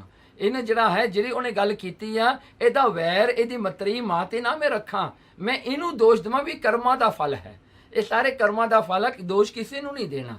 ਇਸ ਕਰਕੇ ਦੇਖੋ ਧਰੂ ਨੂੰ ਉਸਦੀ ਮਾਂ ਨੇ ਭਗਤ ਬਣਾਤਾ, ਨਹੀਂ ਤਾਂ ਕੀ ਉਹਨੂੰ ਰੈਸਲਰ ਬਣਾ ਦੇਣਾ ਸੀ, ਉਹਨੂੰ ਲੜਾਕਾ ਬਣਾ ਦੇਣਾ ਸੀ, ਉਹਨੇ ਸਾਰਿਆਂ ਨਾਲ ਲੜੀ ਜਾਣਾ ਸੀਗਾ, ਆਪਣੇ ਜਿਹੜਾ ਹਸਤਾ ਬਰਾਦਰ ਨੂੰ ਜਾ ਕੇ ਮਾਰ ਦੇਣਾ ਸੀ, ਮਾਂ ਨੂੰ ਜਾ ਕੇ ਮਾਰ ਦੇਣਾ, ਕਿੰਨਾ ਜਿਹੜਾ ਦੇਖੋ ਕਿੱਥੇ ਤੱਕ ਜਲ ਜਾਣੀ ਸੀ। ਸੋ ਇੱਥੋਂ ਆਪਾਂ ਨੂੰ ਬਹੁਤ ਵੱਡੀ ਸਿੱਖਿਆ ਮਿਲਦੀ ਹੈ। ਸਿੱਖਿਆ ਇਹ ਹੈ ਕਿ ਵੀ ਜਦੋਂ ਵੀ ਦਿਲ ਢਾਹੇ, ਦੁੱਖ ਆਵੇ ਤਾਂ ਉਹਦਾ ਸੋਲੂਸ਼ਨ, ਐਸਾ ਸੋਲੂਸ਼ਨ ਲੱਭੋ ਜੋ ਕਿ ਸੋਲੂਸ਼ਨ ਉਹ ਹੋਵੇ ਜਿਹਦੇ ਵਿੱਚ ਸਾਰਿਆਂ ਦੀ ਸਾਰੇ ਪਦਾਰਥਾਂ ਦੀ ਪ੍ਰਾਪਤੀ ਵੀ ਹੋ ਜਾਵੇ, ਸਾਰਾ ਕੰਮ ਵੀ ਸਵਰ ਜਾਵੇ ਤੇ ਵਿਗੜੇ ਵੀ ਕੱਖ ਨਾ, ਤੇ ਨਾਲ ਆਪਾਂ ਨੂੰ ਕੋਈ ਪਾਪ ਕਰਮ ਨਾ ਕਰਨਾ ਪਵੇ। ਸੋ ਇਸ ਕਰਕੇ ਇਹਦਾ ਮਤਲਬ ਇਹ ਤਾਂ ਨਹੀਂ ਉਹਨਾਂ ਨੇ ਦਿਲ ਦੁਖਾਤਾ ਮੈਂ ਵੀ ਉਹਨਾਂ ਦਾ ਦਿਲ ਦੁਖਾਵਾਂ। ਤੇ ਇਹ ਮਹਾਰਾਜ ਨੇ ਇਹੀ ਤਾਂ ਕਿਹਾ ਨਾ, ਬੁਰੇ ਦਾ ਭਲਾ ਕਰ, ਗੁੱਸਾ ਮਨ ਨਾ ਹਟਾਏ। ਇੱਥੇ ਇਹੀ ਤਾਂ ਗੱਲ ਹੈ। ਸੋ ਇੱਥੇ ਪ੍ਰੈਕਟੀਕਲ ਆ, ਇਸ ਕਰਕੇ ਸਾਖੀਆਂ ਬਹੁਤ ਜ਼ਰੂਰੀ ਹਨ। ਤੂਰਨ ਤ੍ਰਿਣ ਸੰਪੁਰ ਕੋ ਤਿਆਗੀ। ਕੀ ਹੋਇਆ ਜੀ? ਧਰੂ ਦਾ ਮਨ ਜਿਹੜਾ ਵਿਰਾਗ ਵਿੱਚ ਚਲਿਆ ਗਿਆ। ਧਰੂ ਕਹਿੰਦਾ ਚੰਗਾ ਮਾਂ। ਤੇ ਇੱਥੇ ਇਹ ਵੀ ਗੱਲ ਆਉਂਦੀ ਹੈ ਜਿਹੜੀ ਕਿ ਭਾਈ ਗੁਰਦਾਸ ਜੀ ਨੇ ਲਿਖੀ ਹੈ।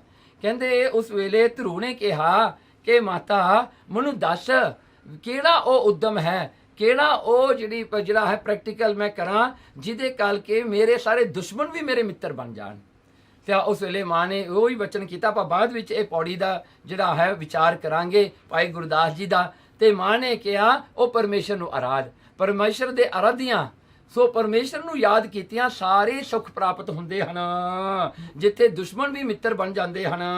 ਮਧੁਬਨ ਕੋ ਗਮਨਿਓ ਵਡ ਭਾਗੀ। ਦੇਖੋ ਇੱਕ ਜਿਹੜਾ ਹੈ ਇੱਕ ਜੰਗਲ ਹੈ ਜਿਹਦਾ ਨਾਂ ਹੈ ਮਧੂਬਨ, ਉਹਨੂੰ ਮਧੂਬਨ ਕਿਹਾ ਜਾਂਦਾ ਸੀ। ਉਹ ਮਧੂਬਨ ਵੱਲ ਜਿਹੜਾ ਹੈ ਧਰੂ ਤੁਰ ਪਿਆ ਜੀ, ਇਕੱਲਾ, ਕੁਝ ਵੀ ਨਾਲ ਨਹੀਂ ਲੈ ਕੇ ਗਿਆ।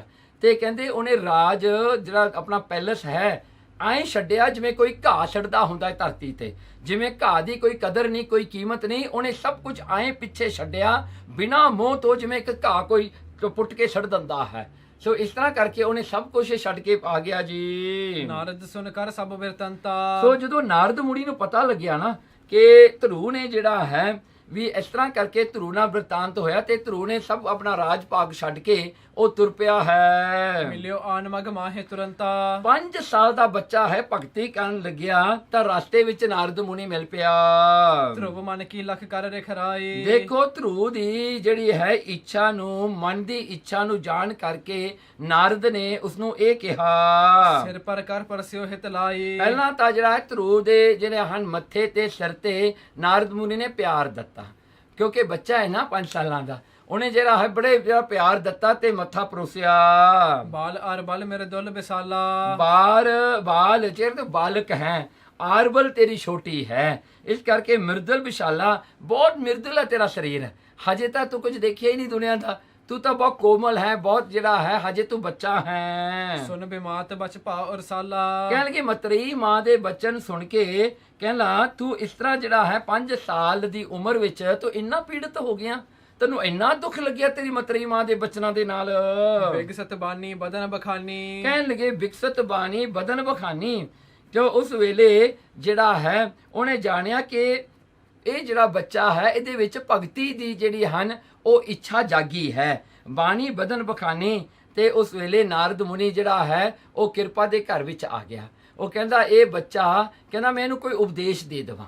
ਹੁਣ ਚੱਲਿਆ ਤਾਂ ਹੈ ਭਗਤੀ ਵਾਸਤੇ, ਪਰ ਉਪਦੇਸ਼ ਦੇਣ ਤੋਂ ਪਹਿਲਾਂ ਉਹਨੂੰ ਆਪਣਾ ਸ਼ਿਸ਼ ਚੇਲਾ ਬਣਾਉਣਾ ਜ਼ਰੂਰੀ ਹੈ। ਇਸ ਕਰਕੇ ਧਰੂ ਦਾ ਟੈਸਟ ਲੈਣਾ ਜ਼ਰੂਰੀ ਸੀ ਵੀ ਇਹਦਾ ਇਰਾਦਾ ਕਿੰਨਾ ਕੁ ਪੱਕਾ ਹੈ। ਸਿਸ ਤਵ ਬੈ ਨਹਿਮਾਨ ਅਮਾਨੀ। ਕਹਿਣਗੇ ਸਿਸ ਇਹ ਬੱਚੇ ਤੇਰੀ ਉਮਰ 5 ਸਾਲਾਂ ਦੀ ਹੈ। 5 ਸਾਲਾਂ ਦਾ ਬੱਚਾ ਆਦਰ ਤੇ ਨਿਰਾਦਰ, ਜੇ ਕੋਈ ਉਹਦੀ ਇੱਜ਼ਤ ਕਰਦਾ ਜਾਂ ਬੇਇੱਜ਼ਤੀ ਕਰਦਾ, ਕਹਿੰਦਾ ਬੱਚੇ ਨੂੰ ਕੀ ਫਰਕ ਪੈਂਦਾ? ਬੱਚੇ ਦੀ ਉਮਰ ਜਿਹੜੀ 5 ਸਾਲਾਂ ਤੱਕ ਹੁੰਦੀ ਹੈ ਉਹਦੇ ਵਿੱਚ ਨਾ ਆਦਰ ਨਾ ਨਿਰਾਦਰ ਦਾ ਕੋਈ ਫਰਕ ਨਹੀਂ ਪੈਂਦਾ। ਭਾਵੇਂ ਬੱਚੇ ਨੂੰ ਕੋਈ ਨਿਰਾਦਰ ਕਰ ਦੇਵੇ ਤਾਂ ਆਦਰ ਕਰਦੇ, ਬੱਚੇ ਨੂੰ ਜਿਹੜਾ ਕੋਈ ਫਰਕ ਨਹੀਂ ਪੈਂਦਾ। ਕਿਸੇ ਬੰਦੇ ਨੇ ਉਹਨੂੰ ਯਾਦ ਵੀ ਨਹੀਂ ਰੱਖਣਾ। ਦੇਖੋ ਬੱਚੇ ਦੀ ਉਮਰ ਐਸੀ ਹੁੰਦੀ ਹੈ, ਕਹਿੰਦੇ ਬੱਚੇ ਤੇਰੀ ਉਮਰ ਤਾਂ ਉਹ ਹੈ ਜਿਹਦੇ ਵਿੱਚ ਆਦਰ ਨਿਰਾਦਰ ਬਰਾਬਰ ਹੈ, ਕੋਈ ਫਰਕ ਨਹੀਂ ਹੈ। ਖਾਨ ਪਾਨ ਖੇਲਨ ਰਸ ਰੀਤਾ। ਦੇਖੇ ਤੇਰੀ ਉਮਰ ਆ ਖਾਣ ਪੀਣ ਦੀ ਤੇ ਖੇਡਣ ਦੀ ਤੇ ਜਿਹੜਾ ਆਨੰਦ ਮਾਣਨ ਦੀ। ਇਨਹ ਚਾਹੇ ਤੂੰ ਕਿਉਂ ਵਿਪਰੀਤਾ। ਕਹਿੰਦੇ ਇਨਹ ਚਾਹੇ, ਇਹ ਉਮਰ ਤੋਂ ਤੂੰ ਉਲਟਾ ਕੰਮ ਕਿਉਂ ਕਰਨ ਲੱਗਿਆ ਹਾਂ, ਤੂੰ ਕਿਉਂ ਭਗਤੀ ਕਰਨ ਲੱਗਿਆ। ਤੇਰੀ ਤਾਂ ਉਮਰ ਖਾਣ ਪੀਣ ਖੇਡਣ ਦੀ ਹੈ। ਅਬੈ ਗਿਆਨ ਕੀ ਕੀਨਸ ਪ੍ਰੀਹਾ। ਕਹਿਣ ਲੱਗੇ ਤੇਰੀ ਇੱਛਾ ਇਹ ਗਿਆਨ ਦੀ ਕਿੱਥੋਂ ਤੈਨੂੰ ਲੱਗੀ। ਤਾਂ ਪਰ ਸੁਨੋ ਬਾਤ ਮਮ ਲੀਹਾ। ਇਸ ਕਰਕੇ ਕਹਿੰਦੇ ਨਾਰਦ ਕਹਿੰਦਾ ਇਹ ਬੱਚੇ ਮੇਰੀ ਇੱਕ ਗੱਲ ਸੁਣ ਲਾ, ਜਿਹੜੀ ਇਹ ਮਰਿਆਦਾ ਹੈ ਦੁਨੀਆ ਦੀ। ਜਬ ਪ੍ਰਾਨੀ ਕੋ ਉਪਜੈ ਗਿਆਨ। ਜਦੋਂ ਇੱਕ ਪ੍ਰਾਣੀ ਨੂੰ ਗਿਆਨ ਉਪਜਦਾ ਹੈ, ਜਦੋਂ ਉਹਨੂੰ ਗਿਆਨ ਉਜਾਗਰ ਹੁੰਦਾ ਹੈ, ਜਦੋਂ ਉਹ ਐਨਲਾਈਟਨ ਹੁੰਦਾ ਹੈ। ਸ਼ਤਰੂ ਮਿੱਤਰ ਦੁੱਖ ਸੁਖ ਸਮਾਨਾ। ਦੇਖ ਬੱਚੇ ਉਹਦੇ ਵਾਸਤੇ ਇੱਕ ਦੁਸ਼ਮਣ ਤੇ ਇੱਕ ਮਿੱਤਰ ਸੇਮ ਹੋ ਜਾਂਦੇ ਨੇ। ਉਹ ਦੁਸ਼ਮਣ ਤੇ ਮਿੱਤਰ ਨੂੰ ਸੇਮ ਕਰਕੇ ਦੇਖਦਾ ਹੈ, ਸੁੱਖ ਤੇ ਦੁੱਖ ਉਹਦੇ ਬਰਾਬਰ ਹੋ ਜਾਂਦੇ ਨੇ ਜਦੋਂ ਗਿਆਨ ਹੁੰਦਾ ਹੈ। ਤੋ ਤਪ ਕਰਨ ਬਾਦ ਹੈ ਤੇਰੋ। ਇਸ ਕਰਕੇ ਬੱਚੇ ਤੇਰਾ ਤਾਂ ਤਪ ਬਾਦ ਹੈ, ਤੂੰ ਤਾਂ ਚੱਲਿਆ ਹਾਂ ਤਪ ਕਰਨ ਵਾਸਤੇ, ਕਿਉਂਕਿ ਤੇਰੀ ਮਤਰੀ ਮਾਂ ਨਾਲ ਤੈਨੂੰ ਵੈਰ ਹੈ, ਤੂੰ ਵੈਰ ਕਰਦਾ ਹੈ। ਦੂਸਰਾ ਉਹ ਕਹਿਣ ਲੱਗਾ ਕਿ ਤੈਨੂੰ ਇਹ ਦੁੱਖ ਨੇ ਤੈਨੂੰ ਪ੍ਰੇਰਿਆ ਹੈ, ਪਰ ਜੇ ਤੂੰ ਐਨਲਾਈਟਨ ਹੋ ਗਿਆ ਤਾਂ ਇਹ ਵੈਰ ਤਾਂ ਅੰਦਰੋਂ ਖਤਮ ਹੋਣਾ ਹੈ, ਤੂੰ ਇਹ ਵੈਰ ਤਾਂ ਰੱਖ ਨਹੀਂ ਸਕਦਾ। ਸੋ ਇਹ ਦੁੱਖ ਨੂੰ ਤੂੰ ਦੁੱਖ ਨਹੀਂ ਮਨਾ ਸਕਦਾ, ਕਿਉਂਕਿ ਦੁੱਖ ਤੇ ਸੁੱਖ ਇੱਕ ਜੈਸੇ ਨੇ। ਇਸ ਕਰਕੇ ਬੱਚੇ ਤੇਰਾ ਇੱਥੇ ਭਗਤੀ ਕਰਨਾ ਬੇਫਾਇਦਾ ਹੈ, ਯੂਸਲੈਸ ਹੈ। ਜੇ ਤੂੰ ਚੱਲਿਆ ਗੁੱਸੇ ਹੋ ਕੇ ਆਪਣੀ ਮੰਤਰੀ ਮਾਫੀ ਤਾਂ ਤੇਰਾ ਯੂਸਲੈਸ ਹੈ, ਕਿਉਂਕਿ ਭਗਤੀ ਕਰਕੇ ਤੂੰ ਐਨਲਾਈਟਨ ਹੋਣਾ। ਐਨਲਾਈਟਨ ਦੇ ਵਿੱਚ ਦੋਵੇਂ ਇੱਕ ਹੋ ਜਾਣੇ ਹਨ। ਫਿਰ ਤੂੰ ਆਪਣੀ ਮਾਂ ਨਾਲ ਵੈਰ ਨਹੀਂ ਕਰ ਸਕਦਾ ਮੰਤਰੀ ਨਾਲ, ਫਿਰ ਨਾ ਤੂੰ ਬਦਲਾ ਲੈ ਸਕਦਾ। ਹਾਂ ਹਟੋ ਜਾਹੋ ਗ੍ਰਹਿ ਕਰੋ ਬਸੇਰੋ। ਇਸ ਕਰਕੇ ਕਹਿੰਦੇ ਬੱਚੇ ਮੁੜ ਜਾ, ਵਾਪਸ ਜਾ ਆਪਣੇ ਘਰ ਨੂੰ, ਮਹਿਲਾਂ ਵਿੱਚ ਚਲਿਆ ਜਾ। ਜੇਤੋ ਸੁਖ ਤੁਝ ਦੇ ਬਿਮਾਤਾ। ਜੇ ਜਿੰਨੇ ਕਿ ਤੈਨੂੰ ਸੁੱਖ ਤੇਰੀ ਮਤਰੀ ਮਾਂ ਤੈਨੂੰ ਦੇਗੀ ਤੂੰ ਲਈ ਜਾ ਚੁੱਪ ਕਰਕੇ ਬਹਿ ਕੇ। ਤੋ ਜਾਏ ਭੋਗ ਹੋ ਹੇ ਤਾਤਾ। ਹਾਂ ਜਿੰਨੇ ਕਿ ਤੈਨੂੰ ਮਿਲਣਗੇ ਸੁੱਖ ਉਹਨੇ ਭੋਗੀ ਜਾ ਬਹਿ ਕੇ, ਤੇਰਾ ਕੀ ਜਾਂਦਾ ਹੈ, ਤੂੰ ਤਾਂ ਰਾਜੇ ਦਾ ਪੁੱਤਰੇ ਹੋਇਆ ਨਾ। ਕਰ ਸੰਤੋਖ ਰਹੋ ਘਰ ਮਾਹੀ। ਹਾਂ ਫਿਰ ਆਪਣੇ ਘਰ 'ਚ ਰਹਿ, ਪਰ ਸੰਤੋਖ ਰੱਖ ਲੈ, ਬਹੁਤੀ ਆਸ ਨਾ ਕਰ। ਇਹ ਨਾ ਸੋਚ ਵੀ ਸਿੰਘਾਸਨ ਤੈਨੂੰ ਮਿਲਣਾ ਹੈ, ਇਹ ਤਾਂ ਤੈਨੂੰ ਪੱਕਾ ਤੈਨੂੰ ਨਹੀਂ ਮਿਲਣਾ। ਸੋ ਜਿਹੜਾ ਤੇਰਾ ਭਰਾ ਹੈ ਉੱਤਮ ਉਹਨੂੰ ਮਿਲਣਾ ਹੈ।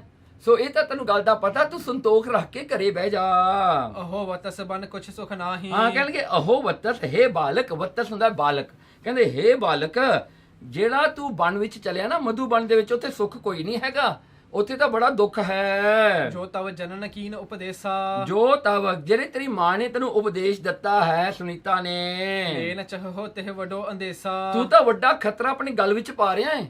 ਉਹ ਜੰਗਲ ਵਿੱਚ ਤੂੰ ਰਹਿ ਕੇ ਨਹੀਂ ਕਿਤੇ ਦੇਖਿਆ, ਤੂੰ ਤਾਂ ਮਹਿਲਾਂ ਚੋਂ ਨਹੀਂ ਬਾਹਰ ਆਇਆ ਕਿਤੇ। 5 ਸਾਲ ਦੀ ਤੇਰੀ ਉਮਰ ਹੈ। ਖੋਜਤ ਜਿਹ ਕੋ ਮੁਨੀ ਜੁਗੇਸ਼ਵਰ। ਦੇਖੋ ਖੋਜਤ ਜਹ, ਜਿਹੜੇ ਪਰਮਾਤਮਾ ਨੂੰ ਖੋਜਦੇ ਹੋਏ ਵੱਡੇ ਵੱਡੇ ਜੁਗੇਸ਼ਵਰ ਹਨ, ਵੱਡੇ ਵੱਡੇ ਜੋਗੀ ਜਿਹੜੇ ਰਿਸ਼ੀ ਮੁਨੀ ਹਨ ਸਾਰੇ।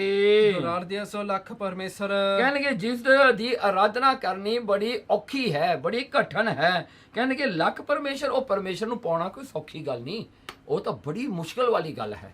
ਬੜਾ ਔਖਾ ਹੋਣਾ ਪੈਂਦਾ, ਬੜੇ ਦੁੱਖ ਸਹਾਰਨੇ ਪੈਂਦੇ ਪਰਮੇਸ਼ਰ ਦੀ ਪ੍ਰਾਪਤੀ ਵਾਸਤੇ। ਤਪ ਤਪ ਹੈ ਤੀਬਰ ਚਰਕਾਲਾ। ਦੇਖੋ ਫਿਰ ਤਪਣਾ ਪੈਂਦਾ ਹੈ, ਤਪ ਨੂੰ ਤਪਣਾ ਪੈਂਦਾ ਹੈ, ਮਤਲਬ ਕਿ ਆਪਣੇ ਸਰੀਰ ਨੂੰ ਦੁੱਖ ਦੇਣਾ ਪੈਂਦਾ ਹੈ। ਉਹਦੇ ਵਿੱਚ ਕੀ ਹੁੰਦਾ ਹੈ, ਤੀਬਰ ਬਹੁਤ ਇੰਟੈਂਸ ਭਗਤੀ ਕਰਨੀ ਪੈਂਦੀ ਹੈ, ਜਿੱਥੇ ਹੋਰ ਕਿਤੇ ਵੀ ਤੂੰ ਕੋਈ ਵੀ ਆਸ ਇੱਕ ਤੁੱਟ ਵੀ ਤੇਰੇ ਮਨ 'ਚ ਨਹੀਂ ਆ ਸਕਦੀ। ਚਿਰਕਾਲਾ ਤੇ ਬਹੁਤ ਲੰਮੇ ਸਮੇਂ ਤੱਕ ਭਗਤੀ ਕਰਨੀ ਪੈਂਦੀ ਹੈ। ਕਰ ਹੈ ਜਤਨ ਅਨੇਕ ਵਿਸਾਲਾ। ਕਹਿਣਗੇ ਪਰਮਾਤਮਾ ਨੂੰ ਮਿਲਣ ਦਾ ਐਸੇ ਜਿਹੜੇ ਯਤਨ ਨੇ ਬੜੇ ਲੋਕਾਂ ਨੇ ਕੀਤੇ, ਪਿਛਲੇ ਸਮਾਂ 'ਚ ਬਹੁਤ ਜ਼ਿਆਦਾ ਲੋਕਾਂ ਨੇ ਕੀਤੇ। ਤਦਪ ਨਾ ਪਾਵ ਹੈ ਫਿਰ ਹੈ ਖੁਜੰਤੇ। ਉਹ ਹੁਣ ਤੱਕ ਭੱਜੇ ਫਿਰਦੇ ਹਨ, ਉਹ ਹੁਣ ਤੱਕ ਗੁਆਚੇ ਫਿਰਦੇ ਹਨ ਵਿਚਾਰੇ, ਉਹਨਾਂ ਨੂੰ ਹੁਣ ਤੱਕ ਰੱਬ ਨਹੀਂ ਮਿਲਿਆ।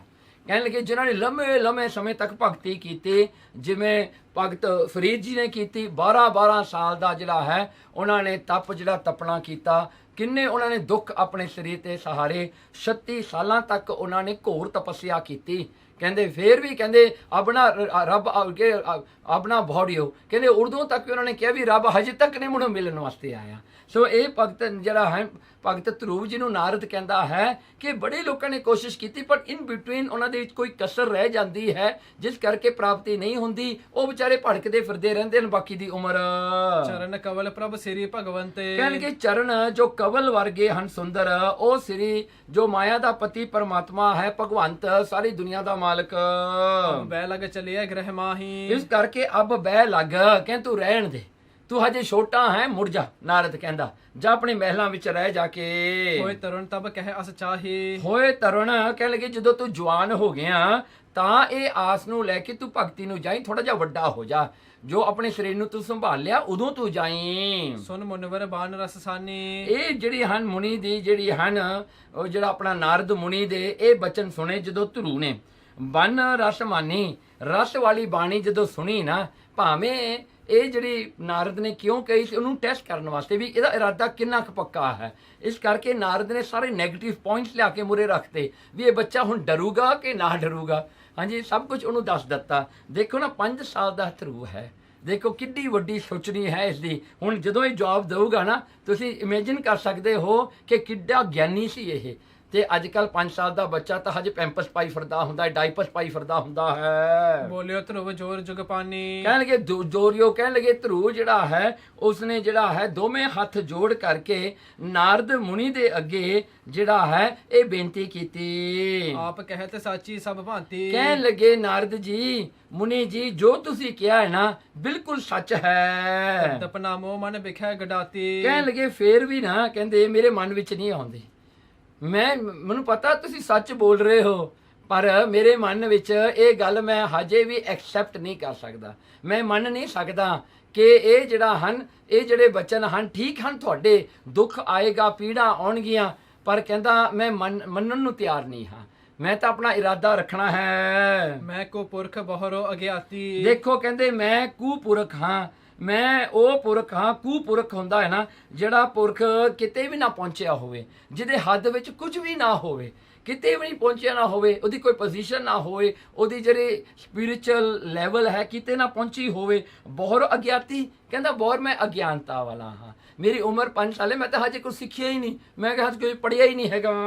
ਬਚ ਬਿਮਾਤ ਤੇ ਸੁਲਗਤ ਛਾਤੀ। ਕਹਿੰਦੇ ਮੇਰੇ ਮੈਨੂੰ ਤਾਂ ਸਿਰਫ ਮੇਰੀ ਜਿਹੜੀ ਮਤਰੀ ਮਾਂ ਹੈ, ਮੇਰੀ ਸਟੈਪ ਮਾਦਰ ਨੇ ਜੋ ਮੈਨੂੰ ਕਿਹਾ, ਮੈਂ ਉਹਦੇ ਕਰਕੇ ਉਹ ਜਿਹੜੇ ਕੰਡਿਆਂ ਰੂਪੀ ਸ਼ਬਦ ਉਹਨੇ ਵਰਤੇ ਨਾ ਮੇਰੇ ਦਿਲ ਵਿੱਚ ਖੁੱਬੇ ਪਏ ਨੇ। ਮੈਨੂੰ ਉਹਦਾ ਦੁੱਖ ਹੈ। ਦੁੱਖ ਧਰੇ ਦਾ ਸੁਨ ਗਿਰਾ ਕਠੋਰਾ। ਕਹਿਣਗੇ ਮੇਰਾ ਹਿਰਦਾ ਦੁਖੀ ਹੋ ਗਿਆ ਉਹਦੇ ਕਠੋਰ ਬਚਨ ਸੁਣ ਕੇ, ਮੇਰੀ ਮਤਰੀ ਮਾਂ ਦੇ ਸੁਰੁਚੀ ਦੇ।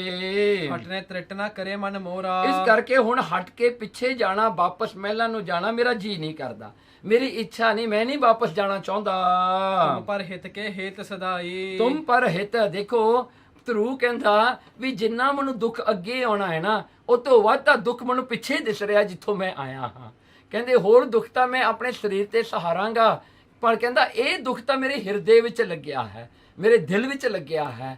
ਇਹ ਦੁੱਖ ਨੂੰ ਮੈਨੂੰ ਮਨਾਉਣਾ ਬਹੁਤ ਔਖਾ ਹੈ, ਸੋ ਸਰੀਰ ਦੇ ਦੁੱਖ ਮੈਂ ਸਹਾਰ ਲਾਂਗਾ। ਇਸ ਕਰਕੇ ਧਰੂ ਕਹਿੰਦਾ ਤੁਮ ਪਰ ਹਿਤ।